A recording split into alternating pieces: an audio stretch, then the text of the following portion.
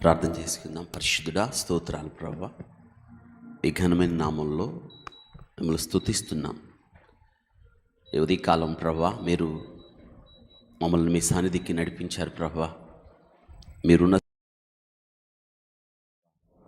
మీ సన్నిధి, మీ ప్రత్యక్షత నిలిపిన స్థలం, మీరు మాతో మాట్లాడే స్థలం, మమ్మల్ని సరిచేసి గద్దించి ఖండించి బుద్ధి చెప్పి ప్రభువా సరైన మార్గంలో నడిపించినట్లుగా ఉపదేశించు స్థలం, ఆ స్థలానికి మమ్మలను నడిపించారు. మీ స్వరాన్ని విని మీ గొప్ప భాగ్యాన్ని మాకు అనుగ్రహించారు ప్రభువా. మా జీవితంలో మరొక దినం అనే ఆయుష్ను మీరు అనుగ్రహించారు. స్తోత్రాలు. ఏమి చెల్లించి ప్రభువా మీ రుణం మేము ఎప్పటికీ తీర్చలేం. అందుకే మిమ్మల్ని స్తుతిస్తున్నాం, మా జీవహ ఫలాలు అర్పిస్తున్నాం.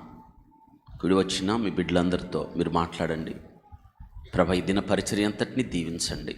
మీరు మీ నామానికి మాత్రమే మహిమ తెచ్చుకోనండి ప్రభా. మీరు హెచ్చవలసి ఉంది, మేము తగ్గవలసి ఉంది నాయన.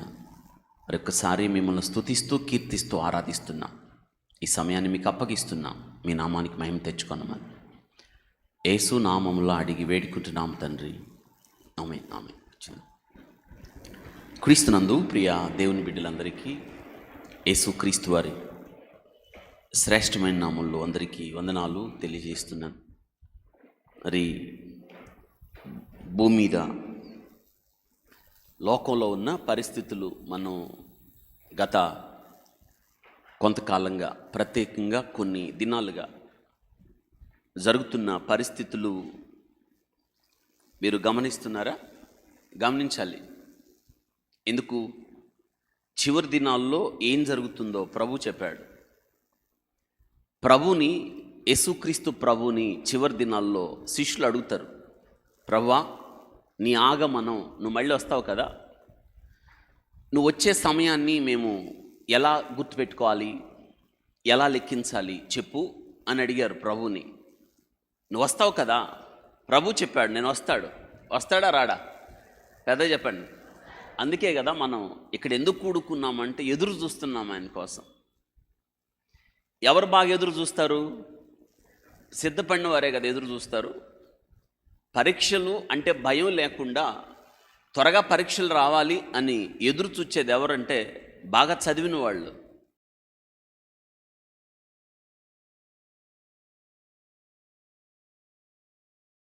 దాన్ని మనం ఏమనాలంటే మెలకువతో ఉన్నవాళ్ళు అనాలి. అర్థమైందా? ప్రభు తన ఆగమనము, మళ్ళీ వస్తాడు ఆయన. వచ్చేటప్పుడు మేము ఎలా కాలాన్ని లెక్క పెట్టుకోవాలి, ఎలా గుర్తుపెట్టుకోవాలి అని ప్రభువుని అడుగుతారు శిష్యులు. అప్పుడు ప్రభు వాళ్ళని ఒలీవల కొండ దగ్గర తీసుకుని వెళ్ళి కొన్ని విషయాలు చెప్పాడు వాళ్ళకి. ఏం చెప్పాడంటే ప్రత్యేకంగా ప్రభు, ఇదిగో నేను వస్తాను ఖచ్చితంగా, వచ్చేటప్పుడు మీరు భూమి మీద ఉన్న గుర్తులు గుర్తుపెట్టుకోవచ్చు అని చెప్పాడు. తేలికే ఇదంతా.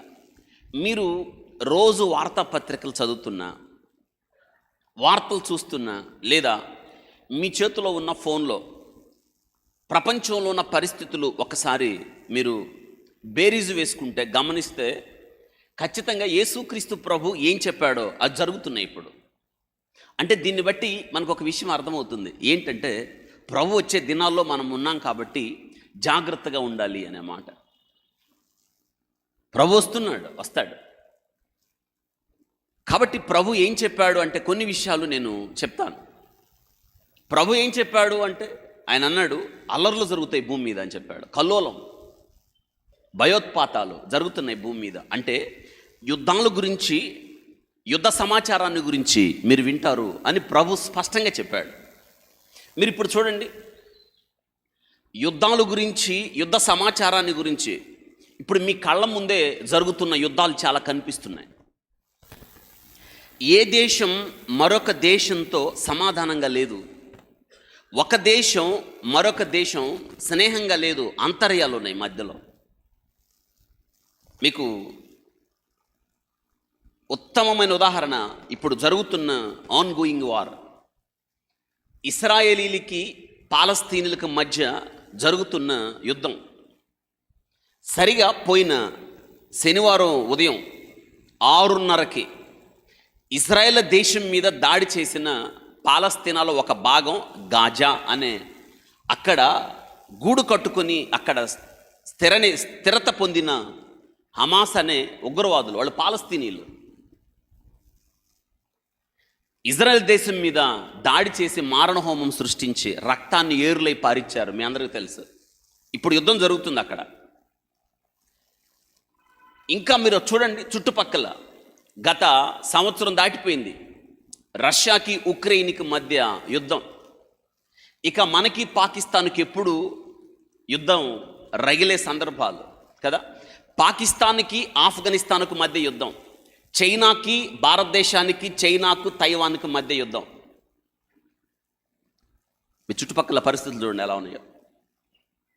ప్రభు ఇదే చెప్పాడు, యుద్ధాన్ని గురించి మీరు వింటారు, యుద్ధ సమాచారాల గురించి వింటారు, అయితే నేను వచ్చే సమయానికి ముందు జరుగుతాయి. ప్రజలు శాంతి సమాధానాలు లేకుండా ఈ దిక్కు నుండి ఆ దిక్కు వరకు తిరుగులాడుతారు అనేసి ప్రభు చెప్పాడు. ఇంకా ప్రభు చెప్పిన మాట ఏంటంటే భూకంపాల గురించి చెప్పాడు. భూకంపాలు, ప్రకృతి ఉత్పాతాలు. గత వారంలో మీరు చూసారా, గత వారంలో మన పక్కనే ఆఫ్ఘనిస్తాన్లో భూకంపం వచ్చి వేల మంది చనిపోయారు. భూకంపాలు. దానికి ముందు టర్కీలో వచ్చిన భూకంపం. ప్రభు చెప్పిన మాట, తెగుళ్ళు సంభవిస్తాయి అని చెప్పాడు.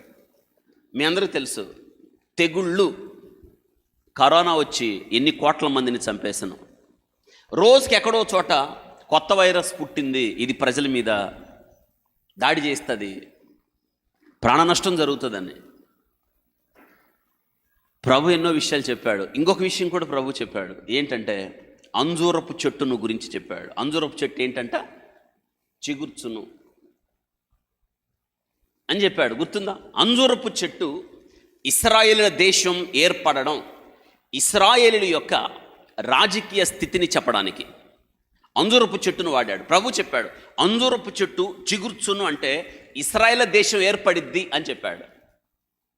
ప్రభు వచ్చే సమయానికి ముందు ఇశ్రాయేల్ దేశం ఏర్పడుతుంది అని చెప్పాడు. ఇంతకీ ఇశ్రాయేల్ దేశం అంతకు ముందు లేదా? ఉంది.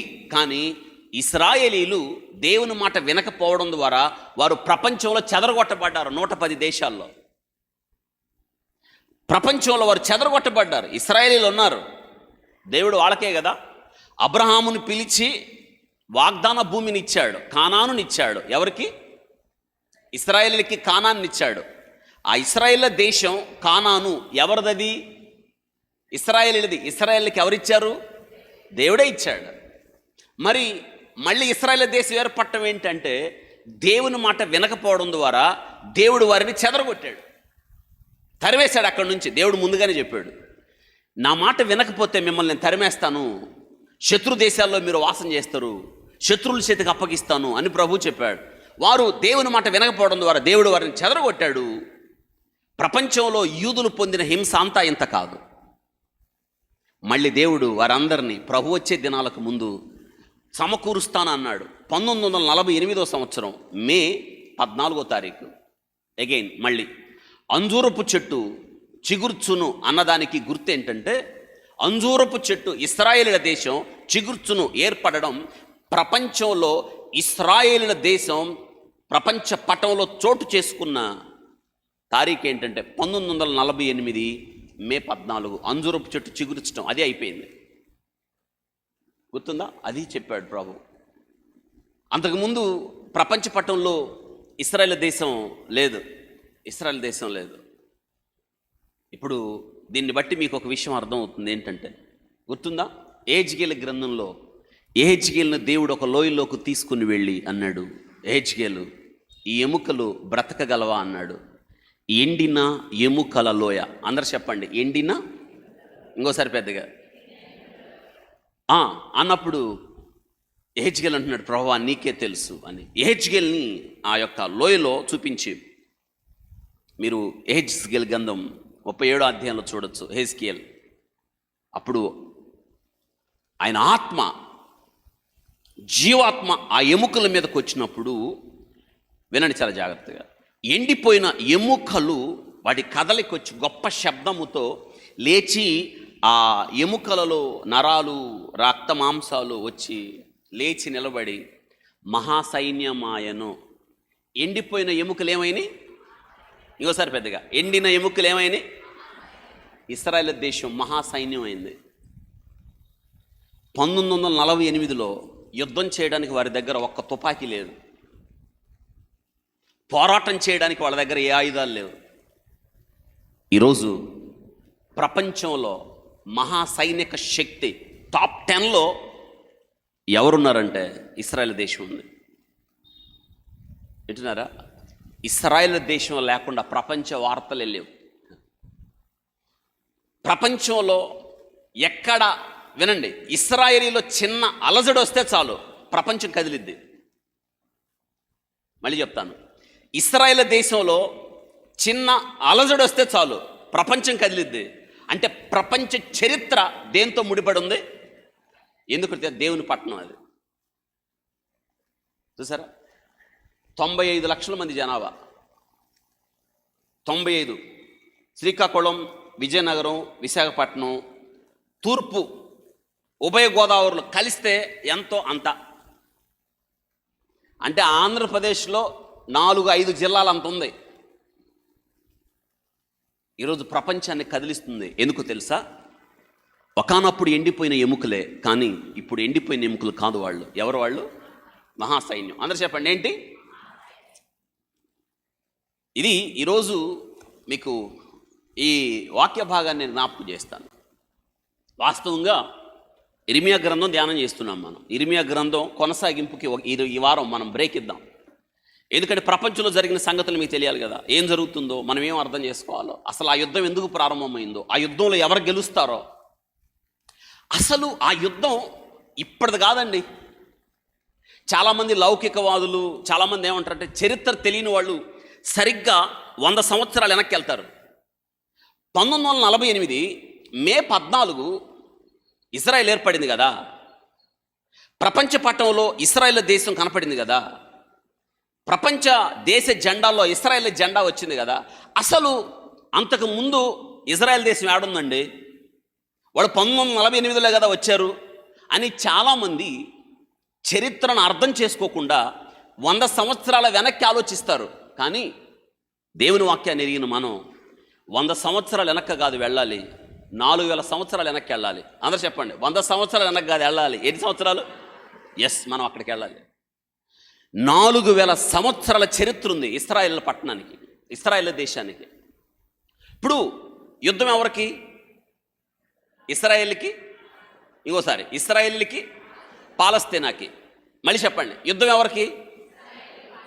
పాలస్తీనా అనేది బైబిల్ గ్రంథంలో మీకు ఎక్కడ కనిపించిందా? Yes are no? పాలస్తీనా అనేది ఎక్కడ కనిపించిందా? ఇదేదో మీకు చెప్పాలా వద్దా? చెప్పాలా? పాలస్తీనా దేశం పేరు పరిశుద్ధ గ్రంథంలో మీకు ఎక్కడైనా కనిపించిందా? కనిపించిందా? ఎక్కడా? కనిపిస్తే చెప్పండి ఎక్కడో. పాలస్తీనా అనే దేశం ఎక్కడైనా కనిపించిందా? మీరే చెప్పాలి ఇప్పుడు. సరే విందాం. పాలస్తీనా అనే పేరు ఏ పేరుకు దగ్గర కనిపిస్తుంది మీకు? ఫిలిస్తీన్లు, రైట్? ఫిలిస్తీన్లు, ఆ ఫిలిస్తియా అన్న పేరు నుంచి పాలస్తీనా వచ్చింది. మళ్ళీ జ్ఞాపకం చేస్తా.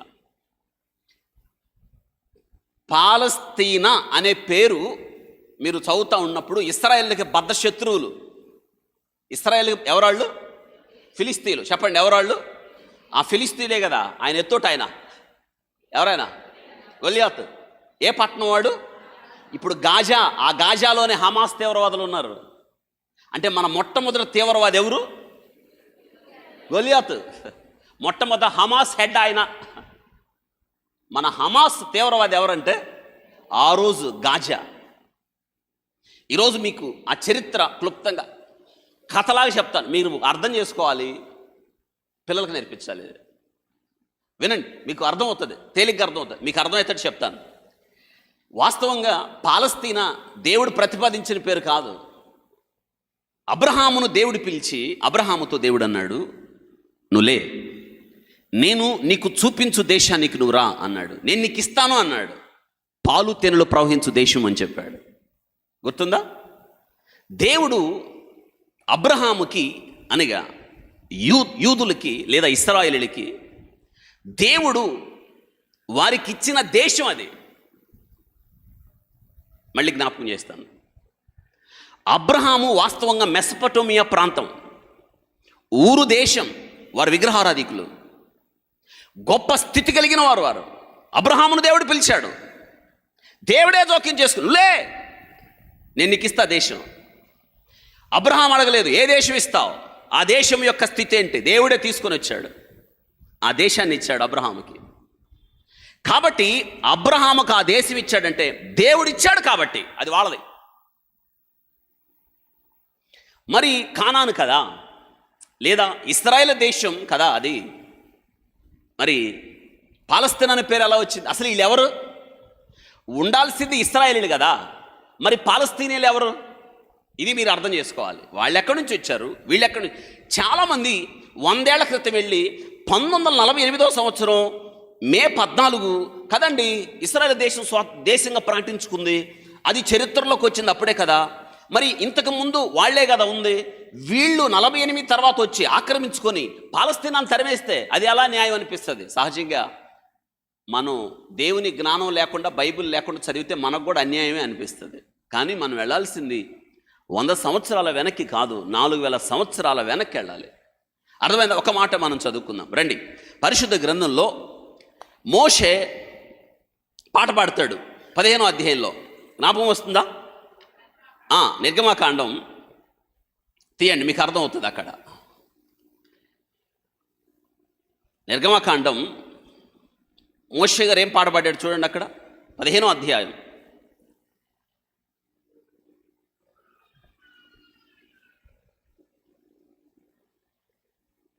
17-18 వచనాలు. 17-18 నీవు నీ ప్రజలను, ఇది ఎప్పుడు పాడాడు? ఎర్ర సముద్రం దాటిన తర్వాత, అంతేగానా? మాట్లాడండి. ఎర్ర సముద్రం దాటిన తర్వాత ఏమంటున్నాడు చూడండి. అక్కడ నీవు నీ ప్రజలను తోడుకొని వచ్చేదవు, యెహోవా నీ స్వాస్థ్యమైన కొండ మీద, అండర్లైన్ స్టార్ మార్క్, నీ స్వాస్థ్యమైన కొండ మీద. ఈ పదం మర్చిపోకూడదు మీరు. మీ ఏంటంట? నీ స్వాస్థ్యమైన కొండ మీద. ఏంటి కొండ? కింద. నా ప్రభువా నీవు నివసించుటకు నిర్మించిన చోటును, మళ్ళీ చూడండి, నీవు నివసించుటకు, అండర్లైన్ స్టార్ మార్క్, నీ స్వాస్థ్యమైన కొండ అన్నాడు. దాని తర్వాత నీవు నివసించుటకు నిర్మించుకొనిన చోటు అన్నాడు. దాని తర్వాత నీ చేతులు స్థాపించిన పరిశుద్ధాలయం, అండర్లైన్ స్టార్ మార్క్, వారిని నిలువబెట్టెదవు అన్నాడు.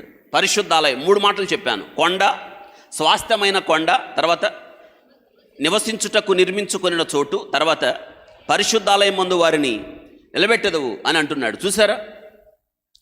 కాబట్టి ఇంకొక మాట మనం ద్వితీయోపదేశకాండంకి వెళ్దాం రండి. 12వ అధ్యాయం, ద్వితీయోపదేశకాండం 12వ అధ్యాయంలో ఒక్కొక్క మాట చదువుకుందాం. దేవుడు ఏం చెప్తున్నాడు చూడండి. ఇక్కడ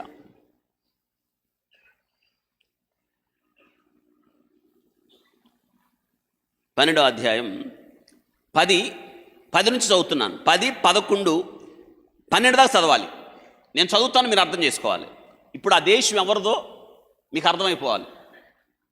10, 11, 12 మళ్ళీ జ్ఞాపకం చేస్తున్నాను. 100 సంవత్సరాల చరిత్ర కాదు మనం చూడాలి. ఎన్ని సంవత్సరాలు? 10 వచనం నుండి ద్వితీయోపదేశకాండం 12:10 నుంచి. మీరు యోర్దాను దాటి మీ దేవుడైన యెహోవా మీకు స్వాస్థ్యముగా ఇచ్చుచున్న దేశం, అండర్లైన్ స్టార్ మార్క్, స్వాస్థ్యముగా ఇచ్చుచున్న దేశమున నివాసులైన తర్వాత, ఇది గమనించాలి, చక్కగా రాయబడిన చూడండి. మీకు స్వాస్థ్యముగా ఇచ్చుచున్న దేశం. అందరు చెప్పండి ఆ మాట. మీకు స్వాస్థ్యముగా ఇచ్చుచున్న దేశం. ఎవరెవరికి ఇస్తున్నాడు? దేవుడు ఎవరికి ఇస్తున్నారు? దట్స్ ఆల్, ఇశ్రాయేలుకి ఇస్తున్నాడు. ఎంత బాగుంది. మీకు, మీది ఇక స్వాస్థ్యముగా. స్వాస్థ్యముగా అంటే అది అర్థం స్వాస్థ్యముగా అంటే ఇక మీదే అది. నా తండ్రి ఆస్తి నాది, నా తండ్రి ఇంటి పేరట నాది. అమెరికా నుంచి నాకు ఒక ఫోన్ చేసింది, వెరీ వెరీ ఎక్సైటింగ్. ఎంతో ఆనందంగా ఉంది, పరవశించిపోతుంది. ఏడు తెలుసా, 48 సంవత్సరాల క్రితం వాళ్ళ తాత ఆస్తి ఎవరు లేరు మగపిల్లలు, ఆ రికార్డులు తిరగేస్తుంటే మగపిల్లలు ఎవరు లేరు, వాళ్ళ భూభాగం కనిపించింది. ఇది ఎవరిది, ఈ భూభాగం ఎవరిది, ఎవరు లేరా వారసులంటే రికార్డులు తిరిగితే పలానోళ్ళు అమెరికాలో ఉన్నారు, వాళ్ళది ఇది. ఇంటి పేరును బట్టి ఆమెకు ఫోన్ చేశారు, పలానోళ్ళు నీకు తెలుసా, మా తాతలు మీ వారసులు ఎవరు లేరా, లేరు, అయితే నీకు ఈ భూమి ఉంది, నువ్వు వచ్చి తీసుకో. వేరే ఇంటికి వెళ్ళటానికి లేదు. ఆమె ఇంటి పేరు స్వాస్థ్యం ఆమెది, అది ఎందుకు, వాళ్ళ తాతలది. స్వాస్థ్యం అంటే అది నాది, నా తర్వాత నా బిడ్డది, నా బిడ్డది, వేరే వాళ్ళది కాదు.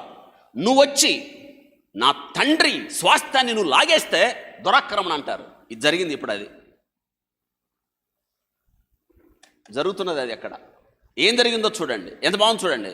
ఏం చెప్తున్నాడు అక్కడ స్పష్టంగా, స్వాస్థ్యముగా ఇచ్చుచున్న దేశం నివాసులైన తరువాత ఆయన, చూడండి, నివాసులైన తర్వాత దేవుడు ఏం చెప్పాడు చూడండి, మీ చుట్టూ నుండి శత్రువులందరూ లేకుండా మీకు విశ్రాంతి కలగజేసినందున మీరు నెమ్మది పొందినట్లు.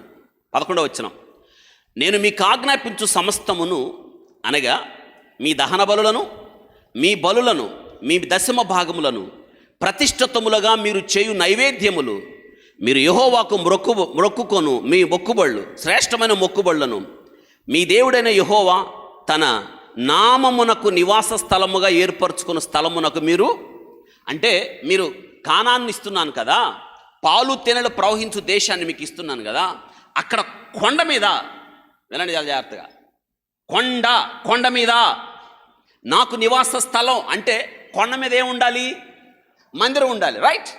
కొండ మీద ఏముండాలి, మందిరం ఉండాలి. ఆ మందిరానికి మీరు నైవేద్యాలు అన్ని తీసుకొని రండి అన్నాడు. మళ్ళీ జ్ఞాపకం చేస్తాను, ఇంకా అప్పటికి మందిరం కట్టబడలా.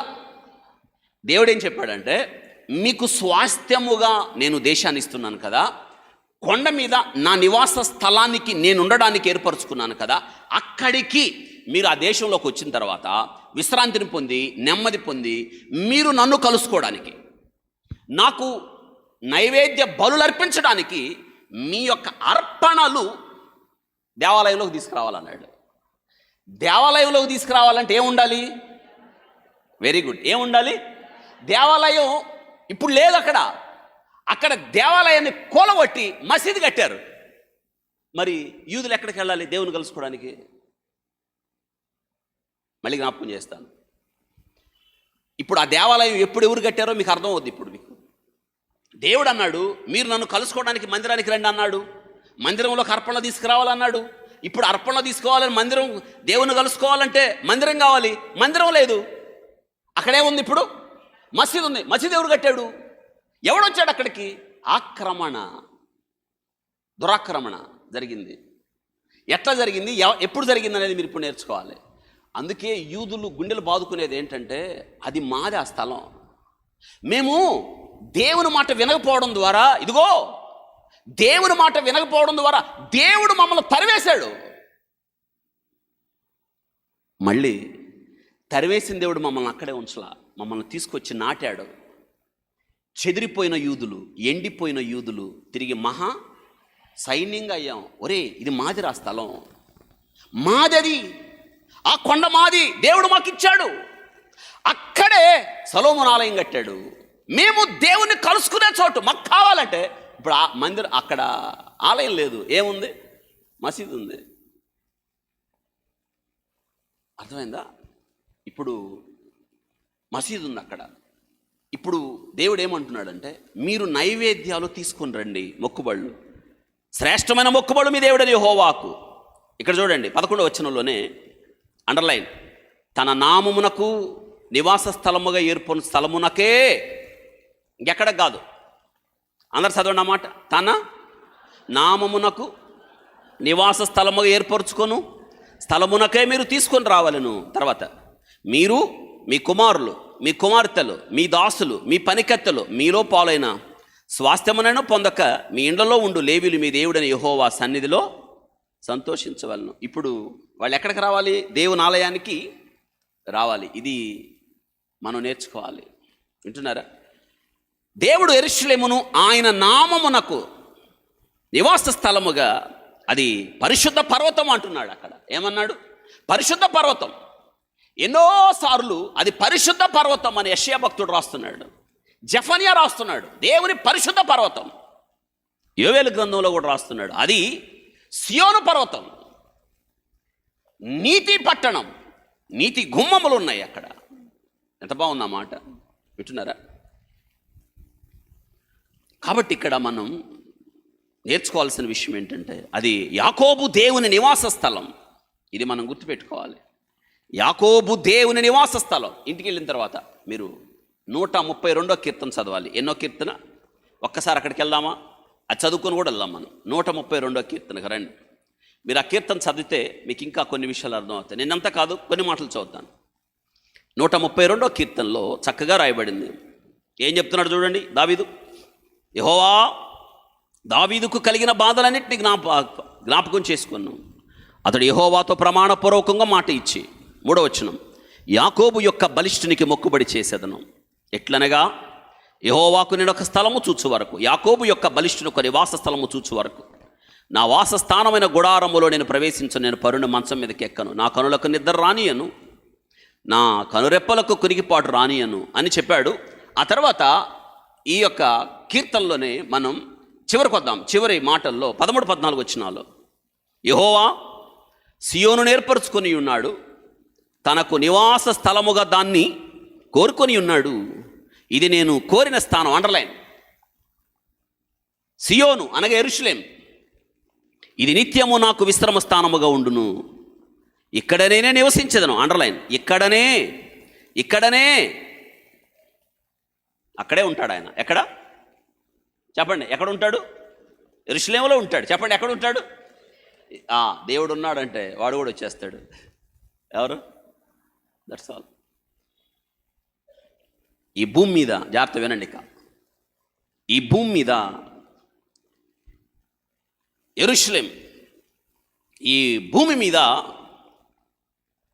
యెరూషలేము పట్టణంలో అంత ప్రాముఖ్యత కలిగిన పట్టణం ఏది లేదు ప్రపంచంలో. ఇప్పటిదాకా టాప్ మోస్ట్ ఎక్కువ ప్రపంచంలో అన్ని దేశాలు లెక్క పెడితే 4000 పైన పెద్ద పెద్ద నగరాలు ఉన్నాయి. 4000 పైన నగరాలు. అంటే మన భారతదేశంకి వచ్చేటప్పటికి కొన్ని నగరాలు అంటాం. ఢిల్లీ, హైదరాబాద్, బెంగళూరు, చెన్నై, తర్వాత కోల్కతా, తర్వాత ఇలాగా వీటిని ఏమంటారంటే పెద్ద నగరాలు అంటారు. అట్లా అమెరికాకి వెళ్తే Los Angeles, Washington DC, Tokyo, తర్వాత రోమ్, ఇలాగా పెద్ద పెద్ద ప్రతి దేశానికి పెద్ద పెద్ద నగరాలు ఉంటాయి. 4000 పైన ప్రపంచంలో. ఈ 4000ల్లో 400 మహాపట్టణాలు ఉన్నాయి. 4000 పట్టణాలు. ఈ 4000ల్లో మళ్ళీ వేరు చేస్తే 400 పట్టణాలు పైన టాప్ మోస్ట్ సిటీస్ వాటిల్లో. అంటే అంత వైభవపేతమైన నగరాలు. మన భారతదేశంకి వచ్చేటప్పటికి హైదరాబాద్, మన భారతదేశంకి వచ్చేటప్పటికి ఢిల్లీ, లక్నో, చెన్నై, బెంగళూరు. వింటున్నారా? ఈ 400 పట్టణాల్లో 4000 నగరాలు, 4000 నగరాల్లో 400, ఈ 400లో యెరూషలేం. మీకు ఒక విషయం తెలుసా? యెరూషలేం పట్టణం ఇది దేవుడిది. అందుకే సాతానుకు కూడా కావాలి అది. నీ మీద సాతానుకి ఎందుకు అనుకుంటున్నారు అంత అపేక్ష? నిన్ను చూస్తే ఫుల్ లవ్ వాడికి. నువ్వు కావాలి. నిన్ను లవ్ చేస్తూ ఉంటాడు, లాగుతూ ఉంటాడు, నిన్ను కోరుకుంటాడు, ఇష్టపడతాడు, నీ దగ్గరే ఉంటాడు. నువ్వు నిద్రపోయినా నిన్నే చూస్తూ ఉంటాడు. ఎందుకంటే నువ్వు దేవునికి కావాలి. చెప్పండి, దేవునికి కావాలి, సాతానుకు కావాలి. యెరూషలేం పట్టణం దాదాపు 4000 సంవత్సరాల చరిత్రని పట్టణం. ఇది దేవునిది. అందుకే సాతాను కన్ను. ఇంకొక విషయం తెలుసా? ఈ 4000 పట్టణాలు అన్నామే, నగరాలు అన్నామే, ఈ 4400 అన్నామే. ఈ 400లో యెరూషలేం అనేది గొప్ప విషయం ఏంటో తెలుసా? భూలోకంలో యెరూషలేం ఉంది, పరలోకంలో కూడా యెరూషలేం ఉంది. అందరు చెప్పండి, భూలోకంలో ఉంది, ఇంకోసారి భూలోకంలో ఉంది. ఏ పట్టణానికి ఆధిక్యత లేదు. ఏ పట్టణానికి, ఈ 4000 నగరాల్లో ఏ పట్టణం, మనం ధైర్యం చెప్పచ్చు, హైదరాబాద్ అనేది భారతదేశంలో తెలంగాణలో రాజధాని, మహానగరం, భాగ్యనగరం, కానీ ఇక్కడే ఉంటుంది, పరలోకంలో ఉండదు. టోక్యో టాప్ మోస్ట్ పెద్ద నగరం జపాన్, టోక్యో జపాన్లోనే ఉంటుంది, పరలోకంలో ఉండదు కదా. బెంగళూరు భారతదేశంలో ఉంటుంది, పరలోకంలో ఉండదు. లాస్ ఏంజల్స్, వాషింగ్టన్ DC అమెరికాలోనే ఉంటాయి, పరలోకంలో. కానీ యెరూషలేం భూమి మీద ఉంది, అందుకు సాతానుకు కన్నది. వింటున్నారా? ఇది మనం గుర్తుపెట్టుకోవాలి. ఈ యొక్క యెరూషలేం పట్టణం యొక్క వైభవం ఒకే ఒక్క పట్టణం. అదే సమయంలో ఈ భూమి మీద నాటి నుండి నేటి దాకా 5000 సంవత్సరాలకు పైన, మనం 3000 సంవత్సరాలకు వెనక్కి వెళ్తున్నాం, కానీ 5784 సంవత్సరాల చరిత్ర కలిగిన ఒకే ఒక్క పట్టణం యెరూషలేం. 3000 సంవత్సరాలకు వెనక్కి వెళ్ళి మనం చదువుకుంటున్నాం, కానీ 5700 సంవత్సరాల చరిత్ర ఉంది యెరూషలేం పట్టణానికి. నాటి నుండి నేటి వరకు రక్తం ఏర్లై పారుతుంది యెరూషలేంలో, నేటికి కూడా. మొన్న జరిగిన హమాస్ ఉగ్రవాదుల్లో కూడా. వింటున్నారా? ఒకే ఒక్క పట్టణం. ఈ పట్టణం ఇప్పటిదాకా 70 సార్లు ఈ పట్టణాన్ని ముట్టడి వేశారు. 70 సార్లు, దాదాపు 50 సార్లు ఈ పట్టణం ఒకరి చేతుల నుంచి ఒకరికి మారి పరిపాలించారు. 50 మంది కన్నా పైన. నా లెక్కల్లో 50 మంది పైన తేలారు, ఇంకా కింద మంది చాలా మంది జాబితా ఉన్నారు, నేను లెక్క పెట్టలేదు. దాదాపు 20 సార్లు ఈ పట్టణం పూర్తిగా తగలబెట్టేశారు. ఈ పట్టణాన్ని 19 సార్లు ఈ పట్టణం సగం తగలబెట్టారు. ఈ పట్టణానికి ఇంత వైభవం ఉంది, ఎందుకో తెలుసా? ఈ పట్టణం దేవుంది. చెప్పండి, పట్టణం ఎవరిది? అందుకే సాతానుకు కూడా కావాలి. ఈ పట్టణం దేవునిది, అందుకే పాలస్తీనులకు కావాలి, యూదులకు కావాలి. ఎందుకో తెలుసా? ఇది దేవుడు కోరుకున్న స్థలం. ఇది మీరు గుర్తుపెట్టుకోవాలి. దేవుడు కోరుకున్న స్థలం. అందరూ చెప్పండి, దేవుడు కోరుకున్న స్థలం. దీనికి ముందు మీరు తెలుసుకోవాల్సిన విషయం ఏంటంటే, దాని పేరు, ఈ క్లుప్తంగా ఈ మాటలు చెప్పి నేను ముందుకెళ్తాను. దాని పేరు మరి ఇశ్రాయేలు దేశం అంటున్నాం, కానాన్ అంటున్నాం. మరి దీనికి ఆ పేరు ఎట్టొచ్చిందండి అని అనుమానం రావాలి మనకి. ఆ పేరు ఎలా వచ్చింది? కానాను అనే పేరుంటే, ఇశ్రాయేలు దేశము అన్న పేరుంటే, దీనికి ఆ పేరు ఎలా వచ్చింది అని మనం తెలుసుకోవాలి. జాగ్రత్తగా మీరు అర్థం చేసుకోండి. ఇక్కడ ఈ వాక్య భాగంలో మనం నేర్చుకోవాల్సిన ప్రాముఖ్యమైన విషయం ఏంటంటే, మీకు గుర్తుందా? పాలస్తీన్ అనగానే మీరే చెప్పారు, ఏ పదానికి దగ్గరగా ఉంది అది? ఫిలిస్తీ అనే పదానికి ఈ పాలస్తీనా దగ్గరగా ఉంది. వాస్తవంగా మీకు ఒక మాట జ్ఞాపకం చేస్తాను. మత్తయి సువార్త రండి, 2వ అధ్యాయం. మత్తయి సువార్త 2వ అధ్యాయం. మీరు రాసుకోవాలి, ఇంటికి వెళ్ళి చదవండి. మత్తయి సువార్త 2వ అధ్యాయంలో దేవుడు ఏం చెప్పాడు చూడండి. ఎవరెవరు చెప్తున్నారు చూద్దాం ఈ మాటలో. 2వ అధ్యాయం 20వ వచనం. 2:20 ఏముంది అక్కడ? నువ్వు లేచి శిశువును, ఎవరితో చెప్తున్నాడు? దేవుని దూత. వెరీ గుడ్, యేసు చెప్తావు. లేచి శిశువును తల్లిని తోడుకొని, అది ఇశ్రాయేలు దేశం, అది చక్కగా చెప్పాడు. దేవుని దూత ఏమన్నాడు? ఇశ్రాయేల్ దేశానికి వెళ్ళన్నాడా, పాలస్తీనాకి వెళ్ళన్నాడా? వెరీ గుడ్, ఇశ్రాయేల్ దేశానికి వెళ్ళు అని చెప్పాడు. ఇంకొక దానిలోనే మత్తయి సువార్త 10వ అధ్యాయం 23వ వచనం. 10:23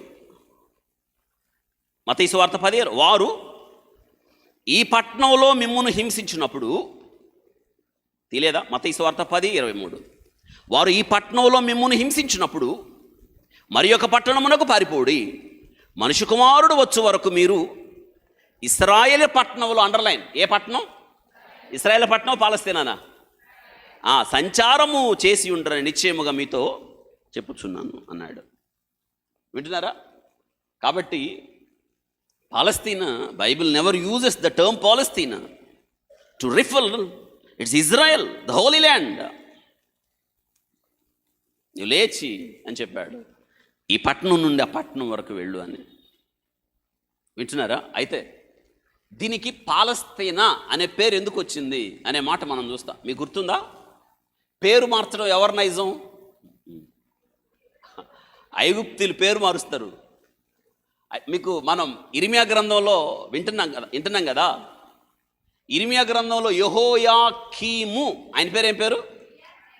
ఎల్యాకీము. గుర్తుందా? ఎల్యాకీము అతని పేరు మార్చాడు.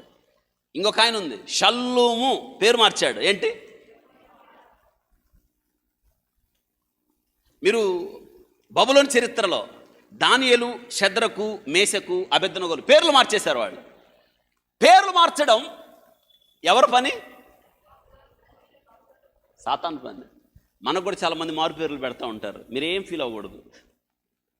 నీ రూపాన్ని చూసో, నీ ఎత్తును చూసో, నీ భాషను చూసో, నీ కుటుంబ చరిత్రను చూసో పేరు పెడతారే, మారు పేరు పెడతారే, నిన్ను వెక్కిరిస్తారే.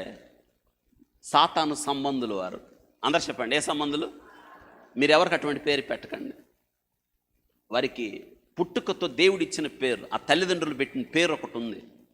ఆ పేరుతో మనం గౌరవించాలి. పేరు మార్చి పిలవకూడదు, ఎగతాళి చేయకూడదు ఎవరిని. మనం ఇటు జరిగింది అదే. వీళ్ళకి పేరు మార్చడం సాతాను నైజం. మొత్తంగా చరిత్ర వినండి. మీకు ఎప్పుడు యుద్ధం జరుగుతూ ఉంటుంది. ఇశ్రాయేలుకి ఫిలిస్తీన్లకి, ఇశ్రాయేలుకి ఫిలిస్తీన్లకి. మనకి ఫేవరెట్ స్టోరీ చిన్నప్పటి నుంచి సండే స్కూల్ 17వ అధ్యాయం, మొదటి సమూయేలు గ్రంథం. గొల్యాతు సూర్యుడు వచ్చాడు ఎవరి మీదకి? ఎవరాళ్ళు? ఫిలిస్తీన్లు. ఎక్కడి నుంచి వచ్చాడు? గాతు. ఇప్పుడు ఆ గాతులోనే యుద్ధం. గాజా అదే. అసలు వీళ్ళు ఎవరు? వీళ్ళు వినండి, కానాను ఆ భూభాగంలో వినండి, దేవుడు పాలు తేనెలు ప్రవహించు దేశాన్ని వారికి ఇచ్చినప్పుడు వీళ్ళు ఎక్కడి నుంచి వచ్చారంటే వాస్తవంగా ఫిలిస్తీన్లు ఉన్నారే, వాళ్ళని బట్టే పాలస్తీన్ అనే పేరు వచ్చింది.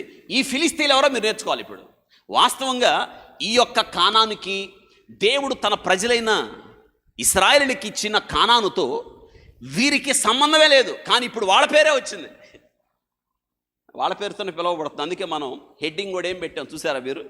ఎవరెవరికి యుద్ధం అన్నాను చూడండి ఒకసారి. ఇశ్రాయేలుకి పాలస్తీన్కి యుద్ధం. ఏంటి యుద్ధం? దేని కొరకు యుద్ధం అని మనం హెడ్డింగ్ పెట్టాం. ఈరోజు మీకు తెలియాలన్న ఉద్దేశంతో. ఇశ్రాయేలీలు, పాలస్తీనా. కానీ అక్కడ ఉండాల్సిన పేరేంటి? ఏ దేశం అది? అసలు ఉండాల్సిన పేరేంటి అక్కడ? ఫిలిస్తీన్లు అంటారు. మళ్ళీ ఫిలిస్తీన్లు పాకిపోయినట్టున్నారు మూల మీకు. అసలు ఉండాల్సిన పేరేంటి అక్కడ? ఇశ్రాయేల్ దేశం. చెప్పండి, ఏ దేశం? వాళ్ళెవరు? వచ్చి చేరారు. ఎప్పుడు గొడవే. చీకటికి వెలుగుకి ఎప్పుడు, నీతికి దుర్నీతికి ఎప్పుడు, క్రీస్తుకు బెలయాలకి, దేవుని ఆలయం విగ్రహములతో ఏమీ, ఎప్పుడు యుద్ధమే. ఎప్పుడు యుద్ధమే అండి, నాటి నుండి నేటి వరకు ఎప్పుడు యుద్ధమే. అసలు ఈ ఫిలిస్తీన్లు ఎవరు అనేది మనం ఆలోచన చేద్దాం. జాగ్రత్త వినండి. ఫిలిస్తీన్లు అనేవాళ్ళు వాళ్ళు సంచారం చేస్తూ వచ్చి స్థిరపడ్డారు. వాస్తవంగా వీళ్ళు ఎక్కడ వాళ్ళు అంటే వినండి, మధ్యధరా సముద్రం ఉంది కదా, మధ్యధరా సముద్రంలో క్రేతు దీపము, క్రేతీయులు. పౌలు గారు ఎవరి గురించి రాశాడు? క్రేతీయుల గురించి. తీతు పత్రికలో గుర్తుందా? తీతు పత్రిక చదివితే క్రేతీయులు తిండిబోతులు, దుర్మార్గులు క్రేతీయులు. ఆ క్రేతు దీపం నుంచి మధ్యధరా సముద్రంలో ఒక దీపం ఉంది.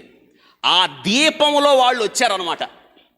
ఎందుకు వచ్చారంటే వాళ్ళ గురించి తీతు పత్రికలో పౌలు గారు చెప్తున్నాడు. వాళ్ళు ఎట్టంటే వాళ్ళు దుర్మార్గులు, వాళ్ళు మంచోళ్ళు కాదు, మంచికి కీడు చేసేవాళ్ళు వాళ్ళు. సాయంత్రం చెప్తాను ఆ విషయాలు. గాజా దీపం గురించి ఎందుకు అక్కడ యుద్ధం జరుగుతుందో సాయంత్రం ఆరాధనలో చెప్తాను. ఇప్పుడు క్లుప్తంగా చెప్పాలి మనం. ఈ క్రేతు దీపం వాళ్ళు అన్నమాట. వీళ్ళు క్రేతి దీపంలో నుంచి వచ్చి మధ్యధరా సముద్రం వచ్చి ఇశ్రాయేల్ దేశం ఉంది కదా, ఆ యొక్క సరిహద్దుల్లో నివాసం ఏర్పాటు చేసుకున్నారు. సంచారంగా వచ్చి అక్కడి నివాసం ఏర్పరచుకున్నారు. ఎందుకు వచ్చారు? వాళ్ళు క్రేతు దీపం కదా, మధ్యధరా సముద్రంలో ఉండాల్సిన వాళ్ళు అంత దూరం ఎందుకు వచ్చారంటే, అక్కడ వీళ్ళు తింగర వేషాలు వేశారు కాబట్టి గ్రీసు దేశంలో తరివేశారు. పిచ్చి పిచ్చి వేషాలు వేస్తే ఉంచుతారా? అది విషయం. మళ్ళీ చెప్తాను. ఫిలిస్తీన్లు ఎవరు అంటే, వాళ్ళు మధ్యధరా సముద్రంలో క్రేతు దీపానికి సంబంధించిన వాళ్ళు. అక్కడ వాళ్ళు ఎందుకు వచ్చారు ఇక్కడికి అంటే, అక్కడ గ్రీసు దేశం, గ్రీసు తరివేశారు. వీళ్ళు తరివేస్తే వాళ్ళు వచ్చి ఏం చేశారు తెలుసా? వచ్చి అప్పుడు ప్రపంచాన్ని టాప్ మోస్ట్ ప్రపంచాన్ని పరిపాలిస్తున్న ఐగుప్తు ఉంది కదా, ఐగుప్తులోకి రాబడితే ఐగుప్తులు కూడా తరివేశారు వాళ్ళని. అప్పుడు వీళ్ళు ఏం చేశారంటే, ఇశ్రాయేల్ దేశం కానాను యొక్క సరిహద్దులలో నివాసం ఏర్పాటు చేసుకున్నారు.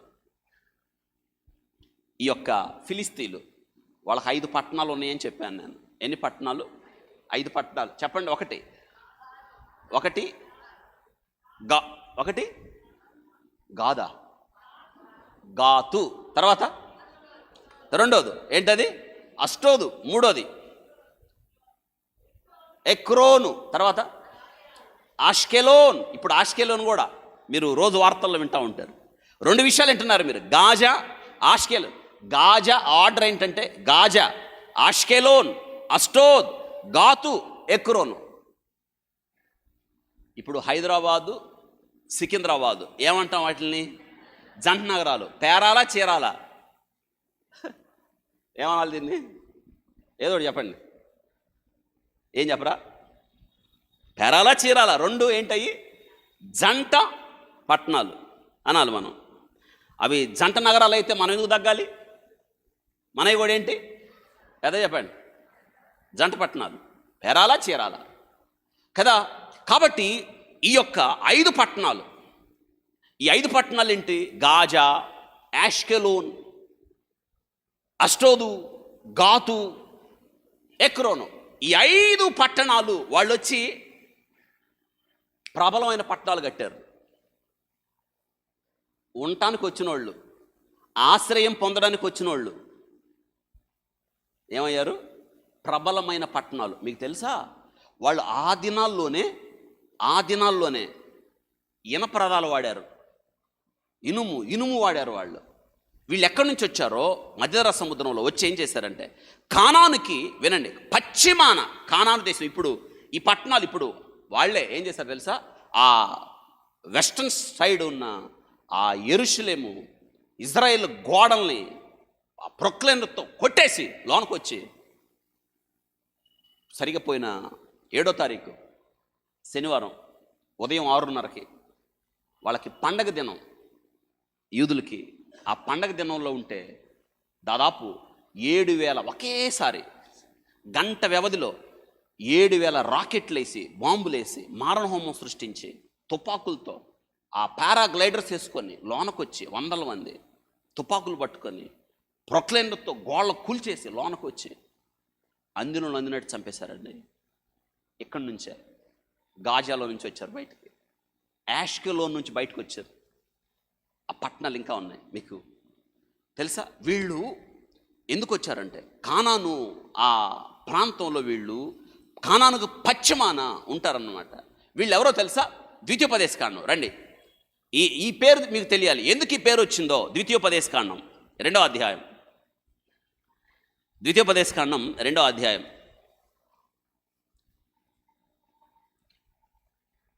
వీళ్ళెవరో చూడండి. ఈ ఫిలిస్తీన్లు 2వ అధ్యాయం 23వ వచనం. 2:23 అండర్లైన్, మీ నోట్స్లో రాసేయండి ఇంటికి వెళ్ళిన తర్వాత.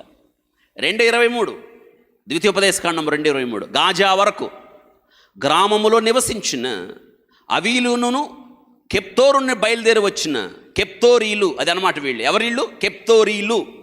ఎవరండి? ఈ ఫిలిస్తీన్లు ఎక్కడి నుంచి వచ్చారు? కెప్తోరు. అవును, కెప్తోరు క్రేతు ద్వీపవాసులు అనమాట వీళ్ళు. కెప్తోరు, క్రేతు ద్వీపం నుంచి వచ్చారు వీళ్ళు, కెప్తోరీలు. అందరు చెప్పండి, ఎవరు వీళ్ళు? వీళ్ళే ఫిలిస్తీయులు. ఇంకొక మాట మీరు ఇర్మియా గ్రంథం 47 అధ్యాయం, ఇర్మియా గ్రంథం 47 4వ వచనం. వీళ్ళు ఎక్కడి నుంచి వచ్చారో చక్కగా రాయబడి చూడండి, మీకు ఇక్కడికి బాగా అర్థమైంది. 4వ వచనం. ఫిలిస్తీన్లందరినీ లయపరచుటకును తూరు సీదోనుకు సహాయుడొక్కడే నిలవలేకుండా అందరు నిర్మూలము చేయుటకు దినం వచ్చుచున్నది. యెహోవా కెప్తోరు ద్వీపశేషులైన ఫిలిస్తీయులు. ఇప్పుడు అర్థమైందా ఎక్కడి నుంచి వచ్చారు వీళ్ళు? కప్తోరు ద్వీపశేషులైన ఫిలిస్తీయులను నాశనము చేయును.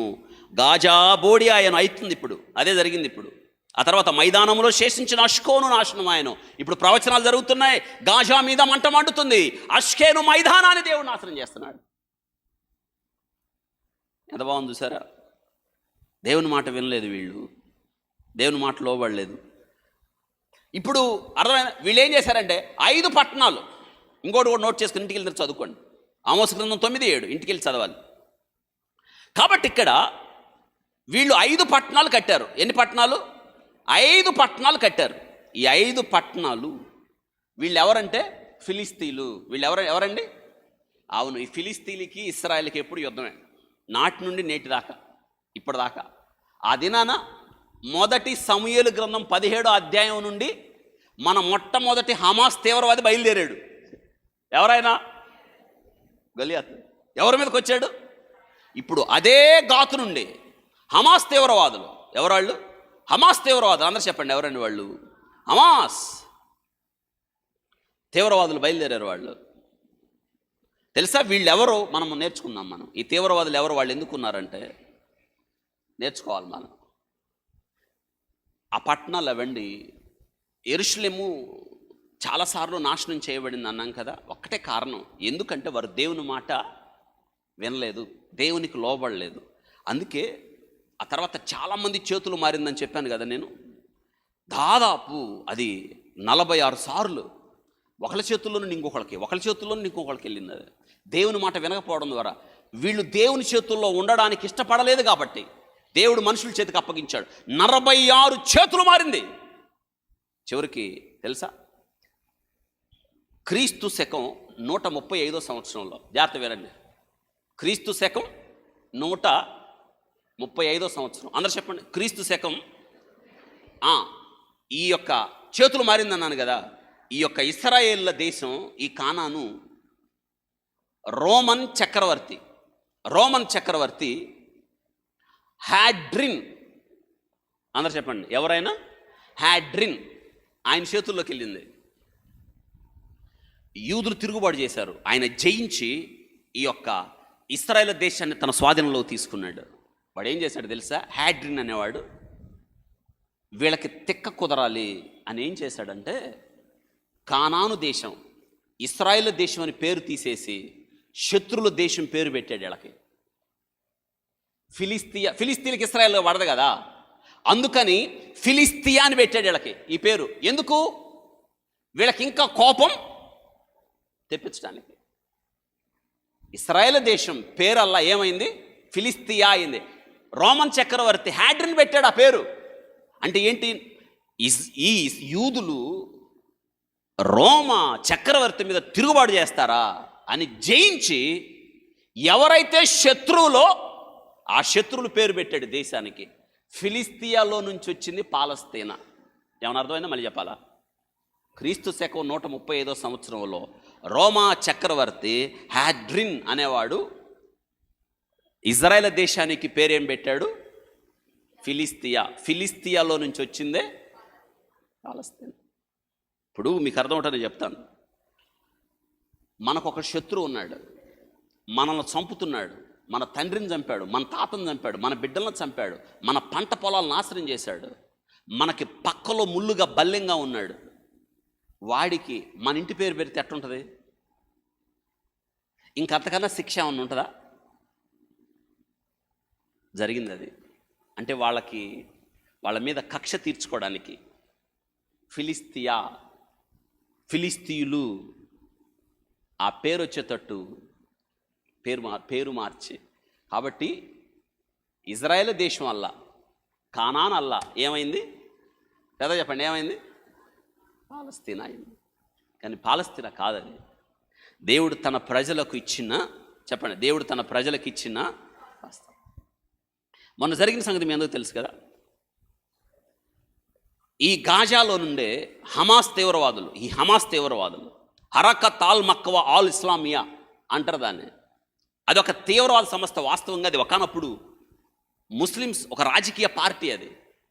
ఆ తర్వాత అది దురాక్రమణ బట్టి దాని యొక్క లక్ష్యాలు వేరుగా ఉన్నాయి కాబట్టి దాన్ని ఏం చేశారంటే ఉగ్రవాద సంస్థగా ముద్ర వేశారు. ప్రపంచంలో చాలా దేశాలు ఉగ్రవాద సంస్థలుగా ఉన్నాయి. వాళ్ళు ఏం చేశారంటే, జాగ్రత్త వినాలి, వాళ్ళు మొన్న 7వ తారీఖు, పోయిన వారం అక్టోబర్ 7వ తారీఖు ఉదయం 6:30 జరిగిన సంగతి. వాళ్ళు ఒక పేరు పెట్టారు ఆ యుద్ధానికి. ఏం పేరు పెట్టారంటే తెలుసు ఎవరికన్నా? అల్ అక్సా స్ట్రామ్.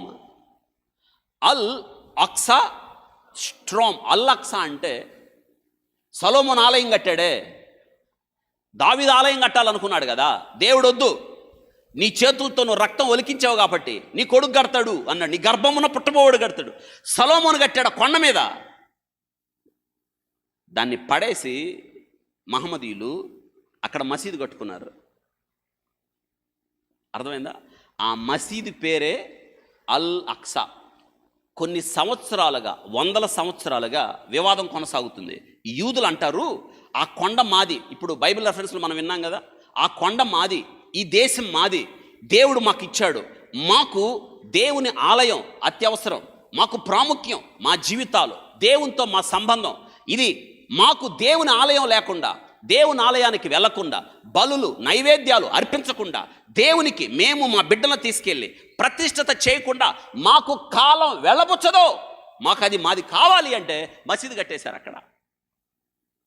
ఎవరు కట్టారు, ఎప్పుడు కట్టారు, ఎందుకు కట్టారు, దేనికి కట్టారు, ఎవరు కట్టించారు అన్న విషయాలు మనం నేర్చుకోవాలి. ఇది తరతరాలుగా యుద్ధం కొనసాగుతుంది. యూదులేమో మాది అంటారు, అప్పుడు మసీదు అయింది. ఆ తర్వాత యుద్ధాలు జరుగుతున్నప్పుడు ఏమైందంటే ఆ కొండ మీద మసీదును మసీదుగానే ఉంచారు. పక్కన ఒక గోడ ఉంటుంది. దాన్ని ఏమంటారంటే వెస్ట్రన్ వాల్, తెలుగులో ఏడుపుల గోడ. సొలొమోను ఆలయం కట్టాడే, ఆలయాన్నంతా కూల్చేసి మసీదు కట్టారు. మసీదు కట్టి ఆ ఒక్క గోడను వదిలిపెట్టారు, అటుపక్కంతా మసీదు కట్టారు. ఇప్పుడు మిగిలింది యూదులకి ఏంటంటే ఆ ఒక్క గోడే. ఇప్పుడు ఐక్యరాజ్య సమితి ప్రపంచంలో ప్రముఖ దేశాలు చోటు చేసుకొని మీరు ఇలా యుద్ధం చేసుకోకూడదు అని వారిద్దరికి మధ్య శాంతి ఒప్పందాన్ని కుదిరిచ్చారు ఆ కాలంలో తాత్కాలికంగా. దాని ఆ శాంతి ఒప్పందం ప్రకారం ఏం జరుగుతుందంటే ముస్లిమ్స్ అందరూ మసీదులోకి వెళ్ళి ప్రార్థన చేసుకోవచ్చు. మళ్ళీ చెప్తాను, ముస్లిమ్స్ అందరూ మసీదులోకి వెళ్ళి ఏం చేసుకోవచ్చు? ప్రార్థన చేసుకోవచ్చు. యూదులకు లేదు అవకాశం. యూదులు వాళ్ళకి ఆలయం లేదు, ఆ గోడ ఒకటే. అందుకే చాలామంది యూదులు ఆ గోడ పట్టుకొని ఏడ్చుకుంటూ ఉంటారు. ఏం పట్టుకొని? గోడ ఉంది, నేను పట్టుకున్నా గోడని. గోడ పట్టుకుంటే అటు చూస్తే ఇటు చూస్తే ఆ యూదులు తెగ ఏడుస్తారండి. ఎంతగా ఏడుస్తారో. ఎందుకు ఏడుస్తారో తెలుసా? మాకు ఆలయం ఏదయ్యా, మాకు ఆలయం ఏది అంటే దేవుడు అంటాడు, నేను చెప్పినట్టు మీరు ఎందుకు వినలేదయ్యా? రండా, వాళ్ళే చేసుకున్నారు ఆ పని.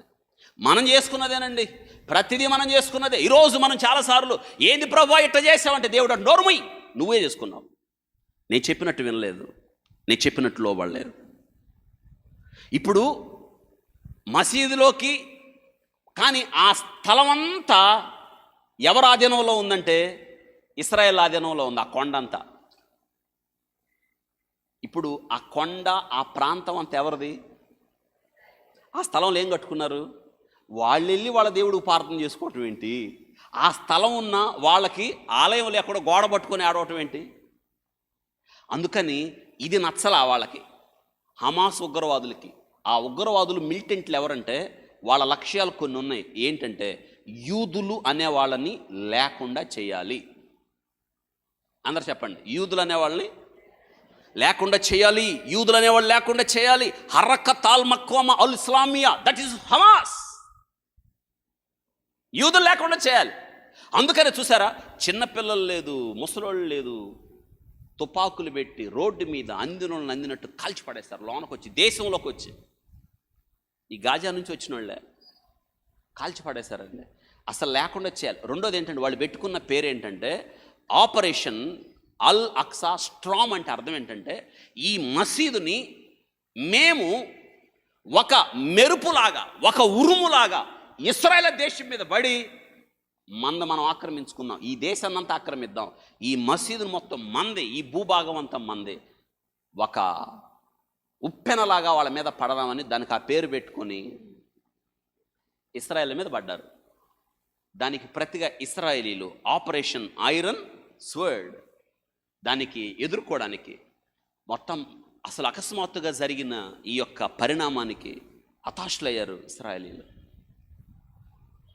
వెంటనే తేరుకొని ఆపరేషన్ ఐరన్ స్వర్డ్ అంటే ఇనప ఖడ్గం మాది, వాళ్ళు యుద్ధం ప్రారంభించారు. ఇప్పుడు భీకర యుద్ధం, పాలస్తీనాకి ఇశ్రాయేల్కి యుద్ధం జరుగుతుంది. ఇది మీరు గుర్తుపెట్టుకోవాలి. ఆపరేషన్ వాళ్ళు పెట్టుకున్న పేరు ఆపరేషన్ అల్ అక్సా స్ట్రామ్. ఆ ప్రాంతం ప్రత్యేకంగా ఈ విషయాన్ని చెప్తాను. జస్ట్ 37 ఏకర్స్, 37 ఎకరాల భూమి. అందరు చెప్పండి ఏంటి? కానీ 37 ఎకరాల భూమి ప్రపంచ చరిత్రను కదిలిస్తుంది, ప్రపంచ దేశాలను కదిలిస్తుంది, ప్రపంచంలో రాజుల యొక్క పీఠాలను కదిలిస్తుంది. 37 ఎకరాల భూమి, the most and sensitive area in the world, on the planet. ఈ భూమి మీద ఈ 37 ఎకరాల భూమి, అదే ఈరోజు ఈ భూమి ఎవరిది? అక్కడ మసీద్ ఎలా వచ్చింది, ఎవరు కట్టారు, పాలస్తీనా పేరు ఎందుకు వచ్చింది మనం నేర్చుకున్నాం. ఇప్పుడు ఈ దినాన మనం నేర్చుకోవాల్సిన ప్రాముఖ్యమైన విషయం ఏంటంటే, ఈ పాలస్తీనీలు వీళ్ళు మనం ఎవరు, ఎక్కడి నుంచి వచ్చారు అని నేర్చుకుందాం మనం. ఇప్పుడు జాగ్రత్త వినండి, పాలస్తీనీయులు ఎవరు, ఎక్కడి నుంచి వచ్చారు అనే మాట మనం నేర్చుకోవాలి. ఎప్పుడు యుద్ధమే, జ్ఞాపకం చేసుకుందాం. రండి, మనం పరిశుద్ధ గ్రంథంలో ఆదికాండం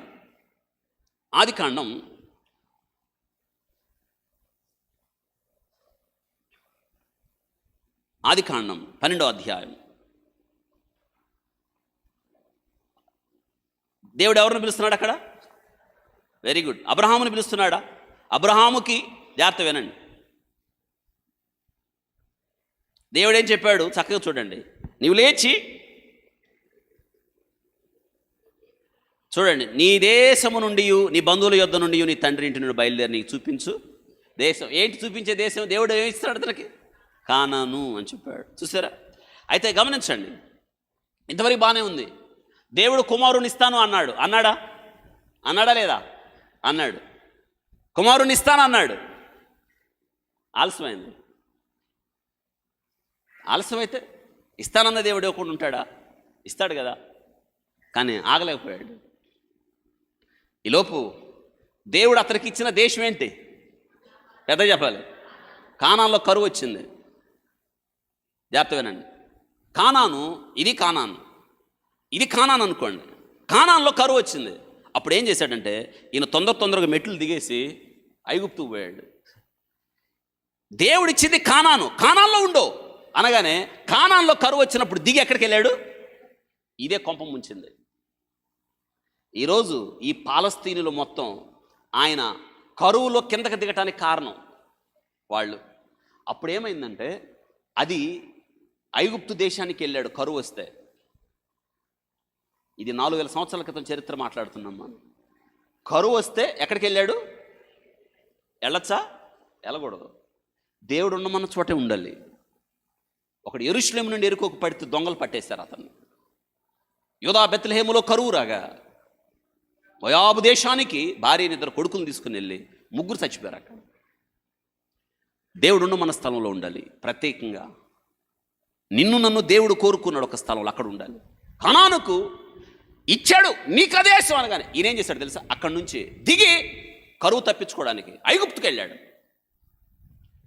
వెళ్ళగానే గుండె దడదడ కొట్టుకుంది. ఎవరికి? అబ్రహాముకి. ఎందుకంటే అక్కడ వాళ్ళ సంగతి తెలుసు. వెంటనే శారాతో అంటున్నాడు, చూసారా శారమ్మ, అస్సలు నువ్వు చూస్తే చక్కడదానివి, నీ అందాన్ని చూసి వీళ్ళు తట్టుకోలేరు. నేనేం చేస్తారో తెలుసా?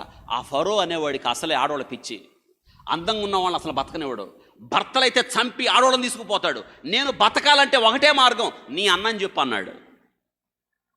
అంటే అన్నల్ని తమ్ముళ్ళని ఒక వరుసలో ఆ దినాల్లో ఉన్న నియమిత పరిస్థితులను బట్టి అనుమతించబడ్డాయి ఆ స్థితి. ఒక వరుసలో శారా అబ్రహాముకి చెల్లెలు అవ్వాలి, అర్థమైందా? అప్పుడు ఆమె సరే అందే. ఈలోపు గుడారం వేసుకొని ఉంటే అందరు ఫిలిస్తీన్లు చూసి పోయి ఫరోకు చెప్పారు, ఓబో గుడారం వేసుకొని ఒక ఆమె సూపరు అనగానే ఇంకా ఆలస్యం ఎందుకు, ఆమెను తీసుకురండి అన్నాడు. అంతే పాపం, ఆమెను తీసుకుపోయారు. జాగ్రత్త వినాలి, ఆమెను తీసుకుపోయారు. ఫరో ఇంట్లో పెట్టారు. ఫరోకి ఎక్కడలేని ఆనందం అయింది. అసలు ఈమె ఎవర్రా అంటే, అయ్యా వాళ్ళ అన్న ఉన్నాడు గుడారోళ్ళు అంటే. పాపం ఉన్నాడా? అయితే శారాని నాకు ఇచ్చి ఎక్స్చేంజ్గా ఈమెను బట్టి, ఎవరిని బట్టి? శారాను బట్టి అబ్రహాముకి గొర్రెలు, గొడ్లు, అవును దాసులు, జాసీలు. అసలు శారాను తీసుకొని శారాకు బదులుగా ఎక్స్చేంజ్ చేశాడు హాగర్ని. అదేనా? శారాను తీసుకున్నాడు, ఎక్స్చేంజ్ ఎవరినిచ్చాడు? హాగర్నిచ్చాడు. తీరా దేవుడు జోక్యం చేసుకొని తాట తీస్తానన్నాడు. ఎవరిని? అప్పుడు గుండెలు అవిసిపోయాయి. అబ్రహాముని పిలిచి, డాయ్ ఇవేమో చెప్పంటే నా భార్య అన్నాడు. ఏం చెప్పావా నువ్వు? పో, నీ భార్య నువ్వు తీసుకుపో. భార్యని ఇచ్చి ఎక్స్చేంజ్గా హాగర్ని ఇచ్చాడే, ఆమెను వెనక్కి తీసుకుంటే యుద్ధాలే లేవు. వెనక్కి తీసుకోవాలా? నేను అంటాను, వెనక్కి తీసుకోకపోతే ఆయన మాత్రం ఇచ్చిపోయకూడదు, ఇవ్వచ్చు కదా. నువ్వు ఇచ్చినే నాకేం వద్దని కదండి. అందువల్ల ఆ హాగరు తీసుకొని వాళ్ళు మళ్ళీ కానానికి వెళ్ళారు. వాళ్ళతో పాటు ఎవరు వచ్చారు? హాగరు. ఇప్పుడు బిడ్డలు కలగట్లా, చారం వచ్చింది. వచ్చి, ఏమయ్యా దేవుడు బిడ్డలు ఇస్తానన్నాడు, ఆలస్యం అయిపోతుంది, ఏం చేద్దాం? ఇదిగో హాగరు ఉంది కదా, నాకు ఇష్టమే, ఆమెతో నువ్వు ఉండు, ఒకవేళ దేవుడు బిడ్డలను అట్టిస్తాడేమో అనగానే అబ్రహాం ఏమనొచ్చు? ఒక్క దెబ్బ కొట్టేసేయచ్చు. ఎవరిని? పడగొట్టేసేయచ్చు. రాస్కెల్, ఏం మాట్లాడుతున్నావు అల్లా. ఎస్ అన్నాడు. అంటే ఆయనకు కూడా ఆమెతో పోయాడు. పోవటం ఆలస్యం, అబ్రహాం సక్సెస్. ఏంటి? ఆమె ఏమైంది? గర్భవతి. ఏ రోజైతే గర్భవతి అయిందో శారా చి అంది. శారా అని ఎవరు? వెంటనే శారా స్ట్రోక్స్ ఇచ్చేసింది, పడగొట్టేసింది. ఎవరిని? మామూలుగా గయ్యాడు కదా, నా ఉసురు నీకు తగలని భర్త మీదకి వచ్చినామా హాగరు నూరుకుంటుందా? కింద పడేసి కొట్టుండాలి. ఈ దెబ్బలు తట్టుకోలేక ఆ వెళ్ళిపోయింది. ఎక్కడికి? అరణ్యానికి వెళ్ళిపోయింది. బేర్షెబా అరణ్యంలో తిరుగుతుంది. ముస్లిమ్స్ చాలామంది ఏమంటారంటే, ఈ బేర్షెబా అరణ్య సౌదీ అరేబియాలో ఉన్నాడు. కాదు, బేర్షెబా ఇజ్రాయెల్ దేశంలో బేర్షెబా ప్రాంతం ఉంది, హాగర్ తిరిగిన స్థలం ఉంది. దేవుడు కనుగొని అన్నాడు, అద్భుతంగా మాట్లాడాడు. హాగరు, ఎక్కడి నుంచి వచ్చావు, ఎక్కడికి వెళ్తున్నావు? వెళ్ళు, నీ యజమానురాల కింద అణిగుండు, నీకు కుమారుణ్ణి ఇస్తాను. దేవుడు ఎంత బాగా చెప్పాడు. ఆ కుమారుడు గొప్పవాడు అవుతాడు. నీ ప్రార్థన, నీ మొర విన్నా, నీ ప్రార్థన చూడండి. దేవుడే పేరు పెట్టాడు. అద్భుతం ఏంటో తెలుసా? దేవుడే పేరు పెట్టాను. చెప్పండి, దేవుడే పేరు పెట్టాను. ఎవరికి? ఇష్మాయేల్. అరబ్బులో, హిబ్రూలో ఇషం అంటే వినుట, ఏల్ అంటే దేవుడు, దేవుడు వినును, గాడ్ లిజన్స్. ఇషం, ఇష్మాయేల్, దేవుడు విన్నాడు. ఈమె తిరిగి వచ్చింది. దేవుడు చెప్పాడు కదా, తిరిగి వచ్చింది. తిరిగి వచ్చినప్పుడు దేవుడు ముందుగానే చెప్పాడు, అబ్రహాం ఎంత పని చేసావా? ఇస్మాయిల్ నీ సంతానం కాదు, నేను వాగ్దానం చేశాను, ఇస్సాకే నీ సంతానం, అతనితో నా నిత్య నిబంధన స్థిరపరచదును అన్నాడు. ఈలోపు శారమ్మ గారు గర్భవతి అయింది. ఇస్మాయిల్కి 14 ఏళ్ళు వచ్చినాయి. అన్నప్రాసం చేశాడు. ఎవరు? పడుకోబెట్టినట్టున్నాడు. ఈ 14 ఏళ్ళోడు ఎవరు? ఇస్మాయిల్. ఆయనకి ఇస్తున్నాడు. ఎవరిని? ఆ రోజు ప్రారంభమైంది యుద్ధం. ఈ రోజు కాదు ఇది. ఏ రోజు? ఆ రోజు. ఇది ఆమె చూసింది. ఎవరు? శారమ్మ చూసి, ఏయ్ వామ్మో, ఈడు నాతో ఉంటే నా బిడ్డను చంపుతాడు అని ఏం చేసిందంటే, అబ్రహాముని పిలిచి అర్జెంటుగా తొందరగా ఈ దాసిని బిడ్డని పంపించేయి. గుండెలు అవిసిపోయినాయి. ఎవరికి? దేవుడు అన్నాడు, నీ భార్య చెప్పింది విను, పంపించేసాయి. వాడు ఉండటానికి లేదు. వాడుంటే ఇస్సాకును బతకనివ్వడు. వాడుంటే ఇస్సాకుకు ముప్పు. వాడుంటే నా నిత్య నిబంధన స్థిరపరిచే ఇస్సాకుకు భంగం కలిగిస్తాడు. వాడిని తరివేసి అక్కడి నుంచి. శరీర సంబంధి వాడు అని చెప్పాడు. అప్పుడు అబ్రహాము నీళ్ళ తిత్తి పెట్టి అబ్రహాము దుఃఖపడతాడు, ఏడుస్తాడు. ఆ దుఃఖాన్ని చూసి దేవుడు అన్నాడు, రే ఏడవద్దు అని ఒక అద్భుతమైన మాట చెప్తాడండి. ఏం చెప్పాడు చూడండి. ఆది కాండం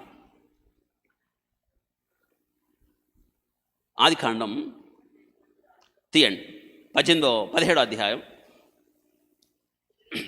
18-19 చదువుదాం. అప్పుడు అబ్రహాము ఇస్మాయేలు నీ సన్నిధిని బ్రతకను అనుగ్రహించమని దేవునితో చెప్పగా, దేవుడు నీ భార్య అయిన శారా నిశ్చయముగా నీ కుమారుని కనును, నీవు అతనికి ఇస్సాకు అని పేరు పెట్టుదు, అతని తర్వాత అతని సంతానము కొరకు నిత్య నిబంధన అన్నాడు. నిత్య నిబంధన, నా నిబంధన అతనితో స్థిరపరిచదను. ఇప్పుడు ఇస్మాయిల్ గురించి చెప్తున్నాడు. 20 ఇస్మాయిల్ను గూర్చి నీవు చేసిన మనవి నేను వింటిని. ఇదిగో నేను అతను ఆస్వాదించి సంతాభివృద్ధి కలగజేసే. ఏంటి? సంతాభివృద్ధి కలగజేసి అత్యధికంగా అతన్ని విస్తరింపజేసేదను. అంతే, అత్యధికంగా ఆశీర్వదిస్తాను. అంతే. వాళ్ళకి బావులు అవే. ఏ బావులు? ఆయిల్ బావులు. అతడు 12 మంది రాజులను కనును, అతన్ని గొప్ప జనముగా. ఎంతమంది రాజులు వస్తారంట? 12 మంది. జాగ్రత్త చెప్పండి, ఎంతమంది? 12 మంది. ఇప్పుడు ఇశ్రాయేల్ దేశానికి చుట్టూ 22 దేశాలు ఉన్నాయి. ముస్లిమ్స్, అరబ్బులు, మహమ్మదీయులు. ఇశ్రాయేల్ దేశం చుట్టూ ఎంతమంది? 22. అందరూ చెప్పండి. 22 వ్యతిరేకమే. 22 దేశాలు ఎప్పుడు ఇశ్రాయేల్ని నాశనం చేయాలా, ఎప్పుడు బాంబు వేయాలా, ఎప్పుడు చంపేయాలా, వాళ్ళు లేకుండా చేయాలని కాసుకొని ఉన్నాయి 22. ఎందుకంటే 22 మంది రాజులు, 22 దేశాలు. ఇప్పుడు మీకు అర్థమవుతుందా? ఇప్పుడు ఇస్మాయేలు నుంచి వచ్చినోడు 12 మంది. ఈ 12 మందే మీకు కనిపించే ఈ యుఏఈ కావచ్చు, ఈ దుబాయ్ కావచ్చు, ఈ కువైట్ కావచ్చు, ఆ తర్వాత మీరు సలాలా కావచ్చు, ఈ ప్రాంతాలు ఉన్నాయే, ఈ 12 మంది రాజులు. సిరియా, లెబనాన్, జోర్డాన్, ఈ 12 మంది రాజులు అన్నమాట వీళ్ళందరూ. అర్థమైందా? ఇప్పుడు 22 రాజులు, 12 మంది ఏమో ఎవరి సంతానం? ఇస్మాయేలు అంటే అబ్రహాముకి హాగరు పుట్టిన ఇస్మాయేల్ ద్వారా వచ్చిన ఎంతమంది? 12 మంది. ఆ 12 మంది ఎవరు? ఒకసారి బైబిల్ గ్రంథంలో చూద్దాం. ఆ 12 మంది ఎవరు? ఆ 12 మంది ఎక్కడ కనిపిస్తారు మీకు? ఆ 12 మంది రాజులు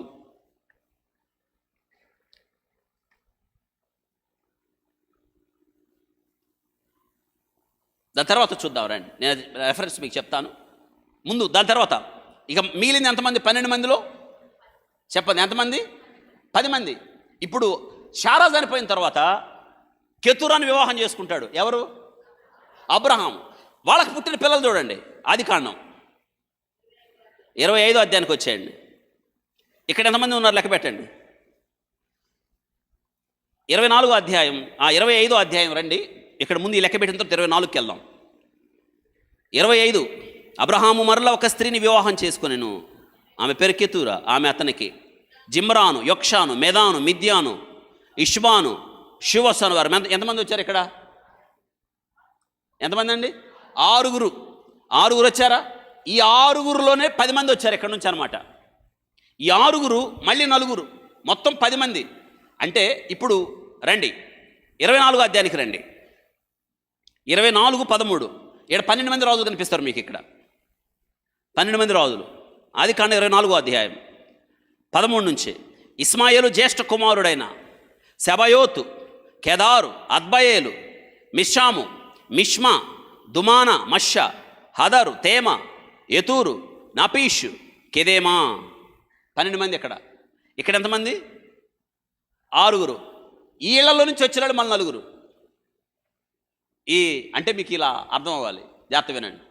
అబ్రహాము హాగరుకు 12 మంది, అబ్రహాము కెతురాకు 6 ప్లస్ 4, మొత్తం ఎంతమంది? 22 మంది.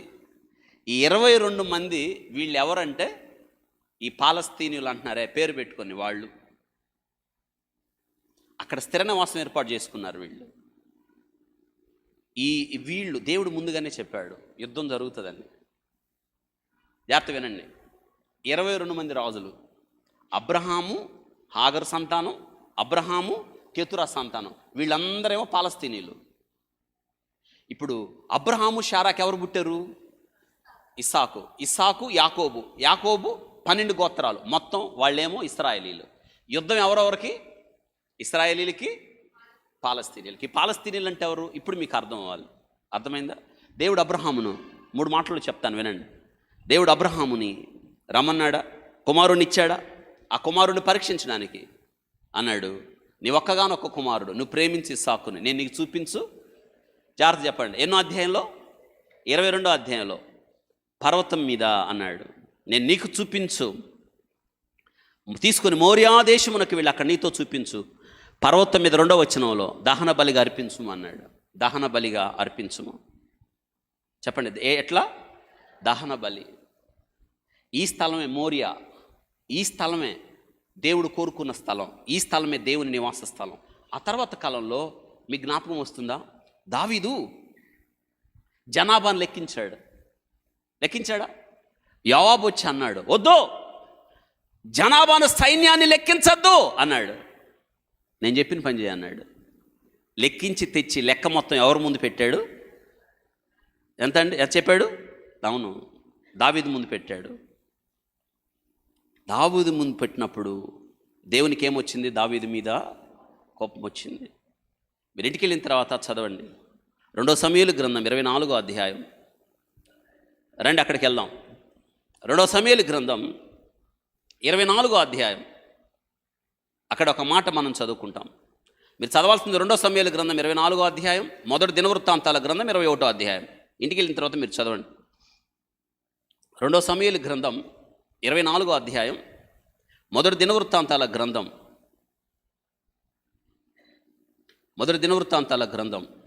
21వ అధ్యాయం. వింటున్నారు? దేవుని కోపం వచ్చింది. దేవుని కోపం వచ్చినప్పుడు దేవుడు శిక్షించడానికి దావీదు ముందుకి ఓ ప్రవక్తను పంపిస్తాడు. ఎవరు ఆ ప్రవక్త? ఎవరండి? గాతు వచ్చాడు. వచ్చి, దావీదు, నువ్వు చేసిన పని ఏంటి? దేవుని మీద ఆధారపడలేదా? ఇదిగో దేవుడు 3 శిక్షలు నీ మీద పంపిస్తున్నాడు, కోరుకో. 7 సంవత్సరాల కరువు, 3 సంవత్సరాలు శత్రువు కత్తి తీసి మీ మీదకి రావడం, 3 దినాలు దేశాన్ని పాడు చేసే తెగులు. 3 శిక్షలు దావీదు కోరుకున్నాడు. 3 దినాల తెగులును కోరుకున్నాడు. ఆ తెగులు ప్రారంభమైంది. 70,000 మంది చచ్చిపోయారు ఇశ్రాయేలీలు. ఎన్ని వేల మంది? 70,000 మంది. ఎన్ని వేల మంది చచ్చిపోయారు? దావీదు ఏడ్చాడు, గుండెలు బాదుకున్నాడు. ఆ తెగులను పంపించడానికి యెహోవా దూత ఖడ్గం పట్టుకొని ఉన్నప్పుడు దేవునికి మొరపెడతాడు, ప్రభువా, తప్పు చేసింది నేను కదా. వీళ్ళు గొర్రెలు లాంటి ఇశ్రాయేలు ఏం చేశారు? వాళ్ళు చచ్చిపోయారు. ఇప్పుడు జరుగుతుంది ఏ పాపం మెరుగని, అటు పాలస్తీనీలు కావచ్చు, ఇస్మాయిలీల సంతానం కావచ్చు, ఇటు అబ్రహాము సంతానం కావచ్చు, తండ్రి ఒకడే. ఎవరైనా అబ్రహాము. ఎవరూ నాశనం అవ్వకూడదండి. దేవుని పిల్లలందరూ అన్యం పుణ్యం ఎరగని వారు. తప్పు చేసింది ఒకళ్ళు, శిక్ష అనుభవిస్తుంది ఒకళ్ళు. ఎంతమంది స్త్రీలు, ఎంతమంది పిల్లలు, ఎంతమంది వృద్ధులు నిరాశలేదు. ముఖ్యంగా ఆ గాజాలో ఆ పిల్లల యొక్క దుస్థితి. వారు ఎవరైనా కావచ్చు, వారు హిందువుల, మహమ్మదీల, క్రైస్తవుల, it doesn't matter. They are children of God. దేవుని పిల్లలు నాశనం అవ్వకూడదు. సాతాను పన్నాగాలు చూడండి ఎలా ఉన్నాయి. మారణ హోమం సృష్టించడం, ఎవరు నాశనం అవ్వకూడదు. యుద్ధం ఎవరికి మంచిది కాదు. యుద్ధం భయోత్పాతాన్ని కలిగిస్తుంది. యుద్ధం మనిషి జీవితాన్ని నిరుపయోగంగా మారుస్తుంది, శిథిలాల కుప్పగా మారుతుంది. వింటున్నారా? దావీదు ఏడ్చాడు. 70,000 మంది చచ్చిపోతే అన్నాడు, అయ్యా, బుద్ధి లేకుండా, నీ మీద ఆధారపడకుండా జనాభాను లెక్కబెట్టింది నేను, సైన్యాన్ని లెక్కించింది నేను. గొర్రెల్లాంటి వీళ్ళు ఏం చేశారు? ఆ శిక్ష ఏదో నా మీదికి, నా కుటుంబం మీదికి పంపించవచ్చు, అయ్యా క్షమించు అని అనగానే దేవుడు అన్నాడు ఆ దూతని, ఆగో, ఇంకా శిక్షించద్దు అనగానే ఈ దేవుని దూత ఖడ్గం పట్టుకొని ఒక స్థలంలో నిలబడాను. ఏ స్థలమో తెలుసా? మోరియా పర్వతం మీద బలిపీఠం కట్టి తన కుమారుడిని బలివ్వడానికి సిద్ధపడ్డాడే ఎవరు? అదే స్థలంలో దేవుని దూత నిలబడాను. అదే స్థలంలో, ఆ స్థలం దేవుడు అన్నాడు. మళ్ళీ ఆ ప్రవక్త వచ్చి అన్నాడు, అదే స్థలంలో నువ్వు దేవునికి ఒక బలిపీఠం కట్టాలి అన్నప్పుడు దేవుని దూత ఏ స్థలంలో నిలబడిందో ఆ స్థలం దావీదు కావాలి. అందుకే ఇప్పుడు దావీదు విచారణ చేసి ఈ స్థలం ఎవరిదంటే ఈ స్థలం అరౌనా అనే యెబూసీయుడిది. ఆ యెబూసీయుడిది. దావీదు వెళ్ళి అడుగుతాడు, ఇదిగో దేవునికి నేను బలిపీఠం కట్టాలనుకుంటున్నాను ఆ కొండ ప్రాంతం, నువ్వు నాకు ఇస్తావంటే ఆయన అన్నాడు, అయ్యా ఉచితంగా ఇస్తా, తీసుకో అంటే. దావీదు అన్నాడు, ఉచితంగా వద్దు, ఉచితముగా ఇచ్చేదానితో నా దేవునికి బలి అర్పించను అని దావీదు అరౌనా అనే ఆయన దగ్గర, ఆ పొలం పేరేంటంటే ఓర్నాను కళ్ళము పొలం. అది దావీదు దానిని కొన్నాడు, వెలిచ్చి కొన్నాడు. ఎక్కడుంది రండి, పరిశుద్ధ గ్రంథంలో దావీదు ఎక్కడ కొన్నాడు చూడండి. 2వ సమూయేలు గ్రంథం 24వ అధ్యాయం. 2వ సమూయేలు గ్రంథం, మీరు ఇంటికి వెళ్ళిన తర్వాత ఎన్ని ఒక చోట రాసుకొని చక్కగా నోట్స్ రాసుకోండి. 2వ సమూయేలు గ్రంథం 24వ అధ్యాయం 24వ వచనం తీసారా? 276 పేజ్. రాజు, నేను అలాగూ తీసుకొనను, వెల ఇచ్చి నీ యొద్ద కొందును, వెల ఇయ్యక నేను తీసుకొన్న దానిని నా దేవుడు యెహోవాకు దహన బలిగా అర్పించనని అరౌనాతో చెప్పి ఆ కళ్ళమును ఎడ్లను 50 తులముల వెండికి కొనెను. ప్లస్ ఆ స్థలాన్ని, అంటే ఆ బలిపీఠం ఎక్కడైతే కట్టాలో అక్కడ ఎంత కొన్నాడు? ఆ స్థలాన్ని, ఆ కళ్ళమును, ఎడ్లను 50 తులముల వెండికి కొన్నాడు. చెప్పండి ఎంత తులానికి? అంటే ఖరీదు. కళ్ళము ఎడ్లు ఎంత? 50 తులాలు. మళ్ళీ దావీదు ఏం చేస్తాడు తెలుసా? మొదటి దినవృత్తాంతాల గ్రంథం రండి అక్కడికి. మొదటి దినవృత్తాంతాల గ్రంథం 21వ అధ్యాయం. మొదటి దినవృత్తాంతాలు 21, 25 అక్కడ చూడండి ఎంత చక్కగా రాయబడిందో. మొదటి దినవృత్తాంతాల గ్రంథం ఇప్పుడు మొత్తం లెక్క పెడితే మనం 21వ అధ్యాయం 25వ వచనం. దావీదు చూడండి ఏం చేశాడు? ఆ భూమికి 600 తులముల బంగారం అతనికి ఇచ్చాను. ఆ ఉన్న ఒక్క స్థలం కొనటానికి 50 తులాలు వెండి. ఇప్పుడు పొలం అంతా కొనేశాడు, ఆ కొండంతా కొనేశాడు. ఎవరు? ఎంతకి? 600 తులముల బంగారం. ఇప్పుడు ఆ కొండ, ఆ ప్రాంతం అంతా, ఆ కొండ, ఆ పొలం, ఆ ప్రాంతం అంతా దావీదు ఎంత ఇచ్చుకున్నాడు? 600 తులాల బంగారం ప్లస్ 50 తులాల. ఇప్పుడు ఎవరు ఇచ్చుకున్నారు? దావీదు ఇచ్చుకున్నాడు కాబట్టి అది ఎవరిది? ఎస్, ఇశ్రాయేలు. ఇప్పుడు అతనేమన్నాడు? ఉచితంగా తీసుకో అన్నప్పుడు దావీదు అన్నాడు, నో, ఉచితంగా ఇచ్చేది నా దేవునికి వద్దు అన్నాడు.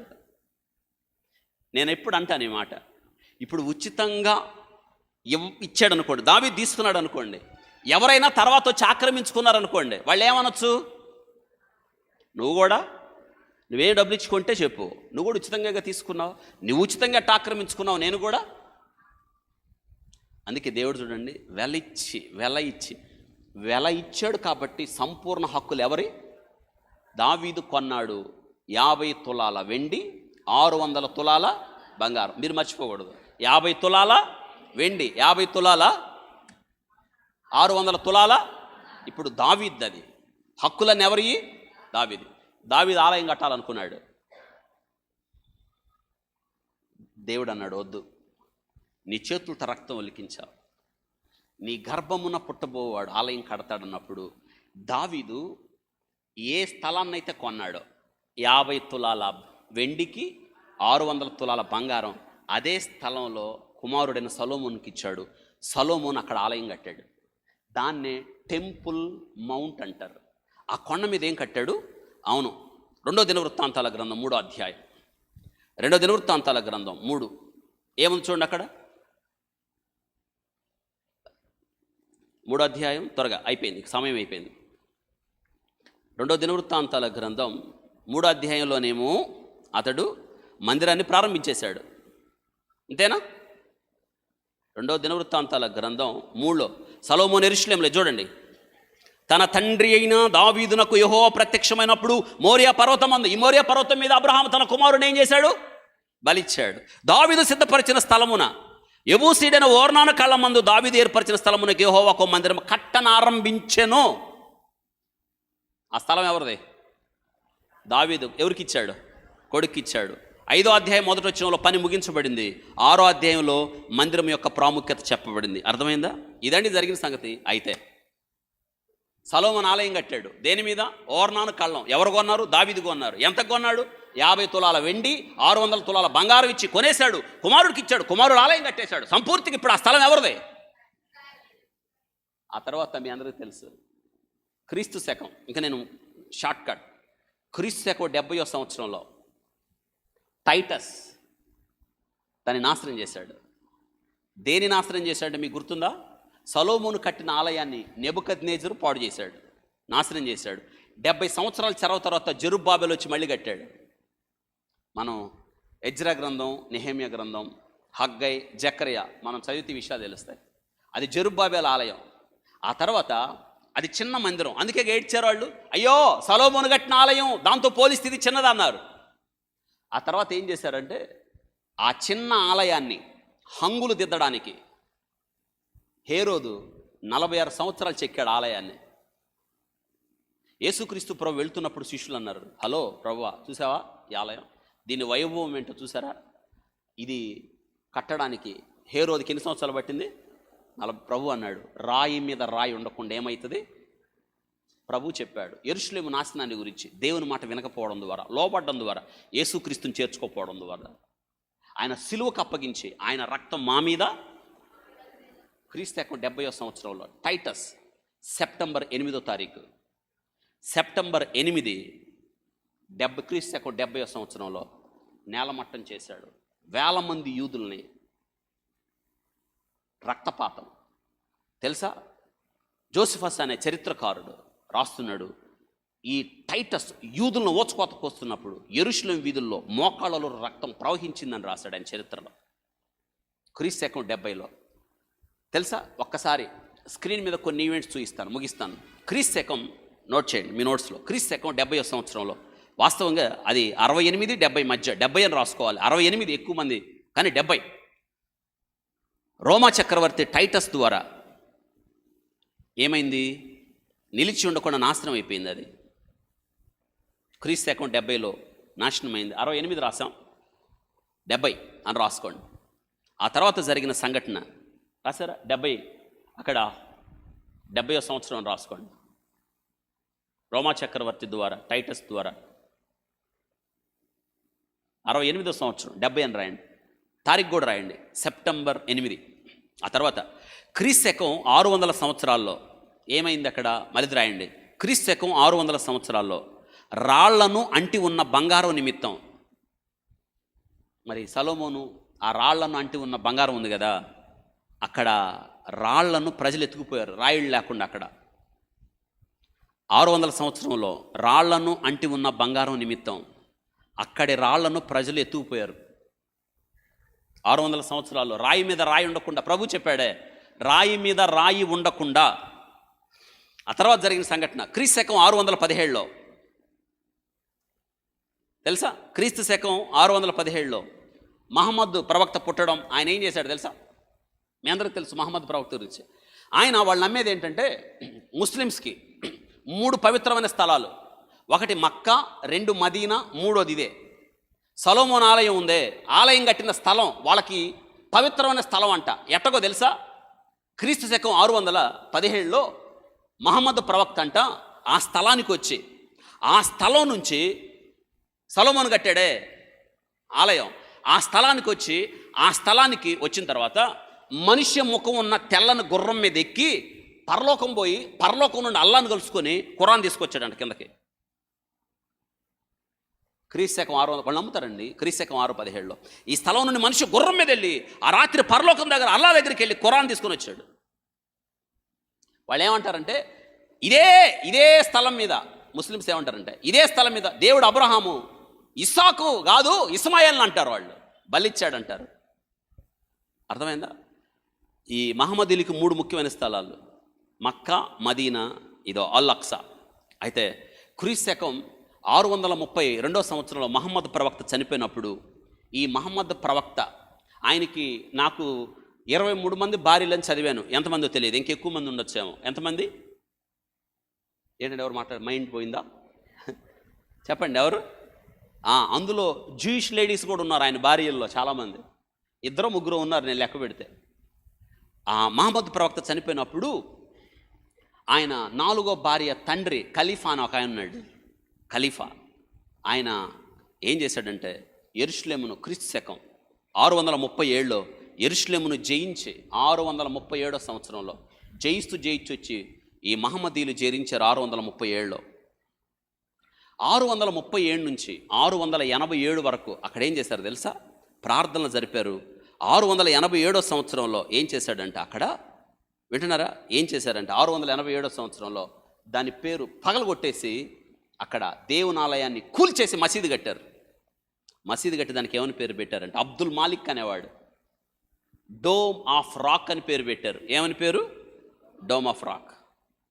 ఇప్పుడు నేను మీకు వేసే ప్రశ్న ఏంటంటే, ఆ స్థలం టెంపుల్ మౌంట్, అది సొలొమోను కట్టిన ఆలయాన్ని కూలగట్టి ఏం కట్టారు? న్యాయమా? అల్-అక్సా మసీద్ అన్నారు వాళ్ళు, వీళ్ళేమో టెంపుల్ మౌంట్ అంటున్నారు. వాళ్ళు అల్-అక్సా ద స్ట్రామ్ అని యుద్ధం చేస్తున్నారు. ఇది మాది, ఇది మాది. ఇప్పుడు మీరే తేల్చండి ఎవరిది అది?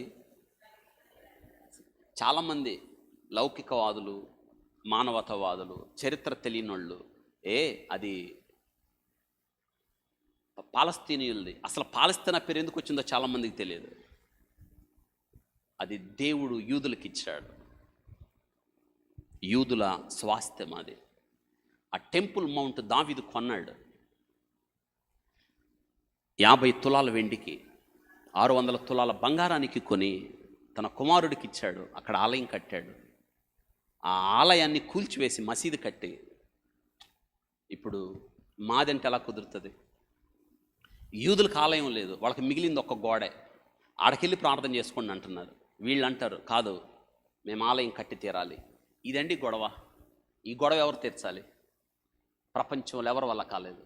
ఈ గొడవ తీరుతుంది, త్వరలో తీరుతుంది. తీరటమే 3వ ప్రపంచ యుద్ధం. ఇప్పటికే ప్రపంచం 2 ముక్కలైంది. 3వ ప్రపంచ యుద్ధానికి నాంది ఏంటంటే ఇశ్రాయేలీలు అక్కడ ఆలయము కట్టి తీరాలి. ఇది ప్రపంచ పరిస్థితులు. ప్రభు రాకడ అంత సమీపంగా ఉంది. కాబట్టి ఇప్పుడు మీకు అర్థమైందా? మీరు ఇంటికి వెళ్ళిన తర్వాత ఏం చేయాలంటే, ఇప్పుడు నేను ఏదైతే చెప్పానో నోట్స్ రాయండి. అసలు ఆ స్థలం ఎవరిది? ఎక్కడి నుంచి బయలుదేరారు? యూదులు ఎవరు? ఫిలిస్తీన్లు ఎవరు? ఆ పేరు ఎవరు పెట్టారు? ఈ పాలస్తీనీలు ఎవరు? ఇశ్రాయేలీలు ఎవరు? ఎందుకు యుద్ధం జరుగుతుంది? యుద్ధం ఎప్పుడు అవుతుంది? యుద్ధం ఆగదు, యుద్ధం జరుగుతుంది. ఇది చివరి దినాలు, ప్రభు వచ్చే దినాలు. కాబట్టి ఈరోజు ఎందుకు ఈ మాటలు చెప్పాల్సి వచ్చిందంటే, ఈ యుద్ధం ఎందుకంటే ఆ స్థలం కోసం. 37 ఎకరాల స్థలం అది, తెలుసా? 37 ఎకరాల స్థలం. అక్కడ నేను వెళ్ళానండి, ఆ స్థలానికి వెళ్ళాను. వెళ్తే అక్కడ మనుషుల కన్నా తుపాకులు పట్టుకున్న ఆర్మీ వాళ్ళు ఉన్నారు. మిక్కిలి సమస్యాత్మకమైన స్థలం, తెలుసా?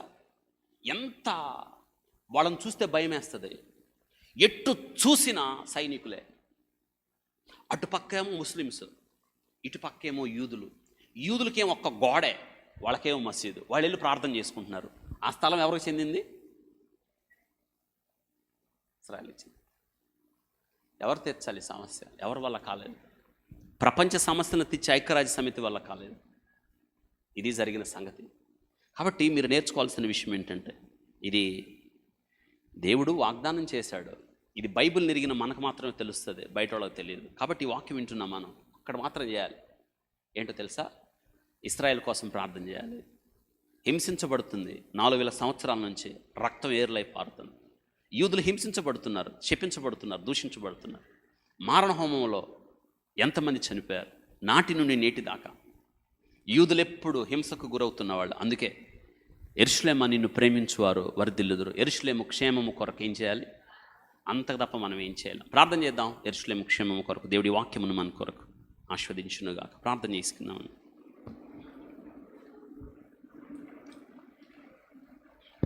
పరిశుద్ధుడా, స్తోత్రాలు. మీ ఘనమైన నామంలో మిమ్మల్ని స్తుతిస్తున్నాం. చరిత్ర ఎంత అద్భుతం ప్రభువా.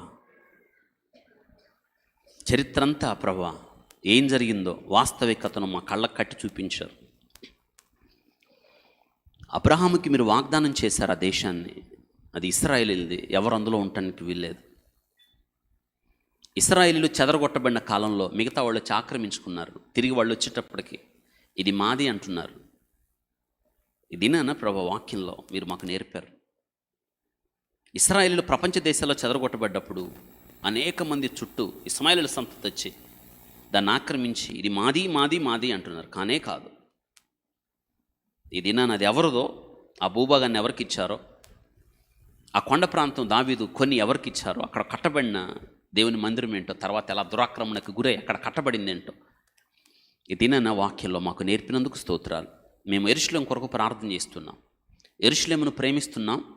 యెరూషలేము క్షేమమునితం ప్రార్థిస్తున్నాం. ప్రభా ఆ సమాధానాన్ని నిలపమని ప్రార్థన చేస్తున్నాం. ప్రభా ఇటుపక్క పాలస్తీనీలు కూడా చిన్నపిల్లలు ప్రభా, స్త్రీలు నిరాశ్రయులై ప్రభా, తినడానికి తిండి లేకుండా మారణ హోమం ప్రభా జరుగుతున్న నరమేదాన్ని ప్రభా, వర్ణించ సఖ్యము కాని భయానకమైన పరిస్థితులు ప్రభా, మనుషులందరినీ మీరు ప్రేమిస్తున్నారు. మీరు సృష్టి ప్రభా, ఇది ఎలా శాంతించబడాలో మాకు తెలియదు, కానీ మీరు సమాధానానికి కర్త, కారకుడు మీరే. సమాధానాన్ని నిలపమని ప్రార్థిస్తున్నాను ప్రభా. మనుషులు ఎవరి వల్ల కాదు ఇది పరిష్కరించడానికి.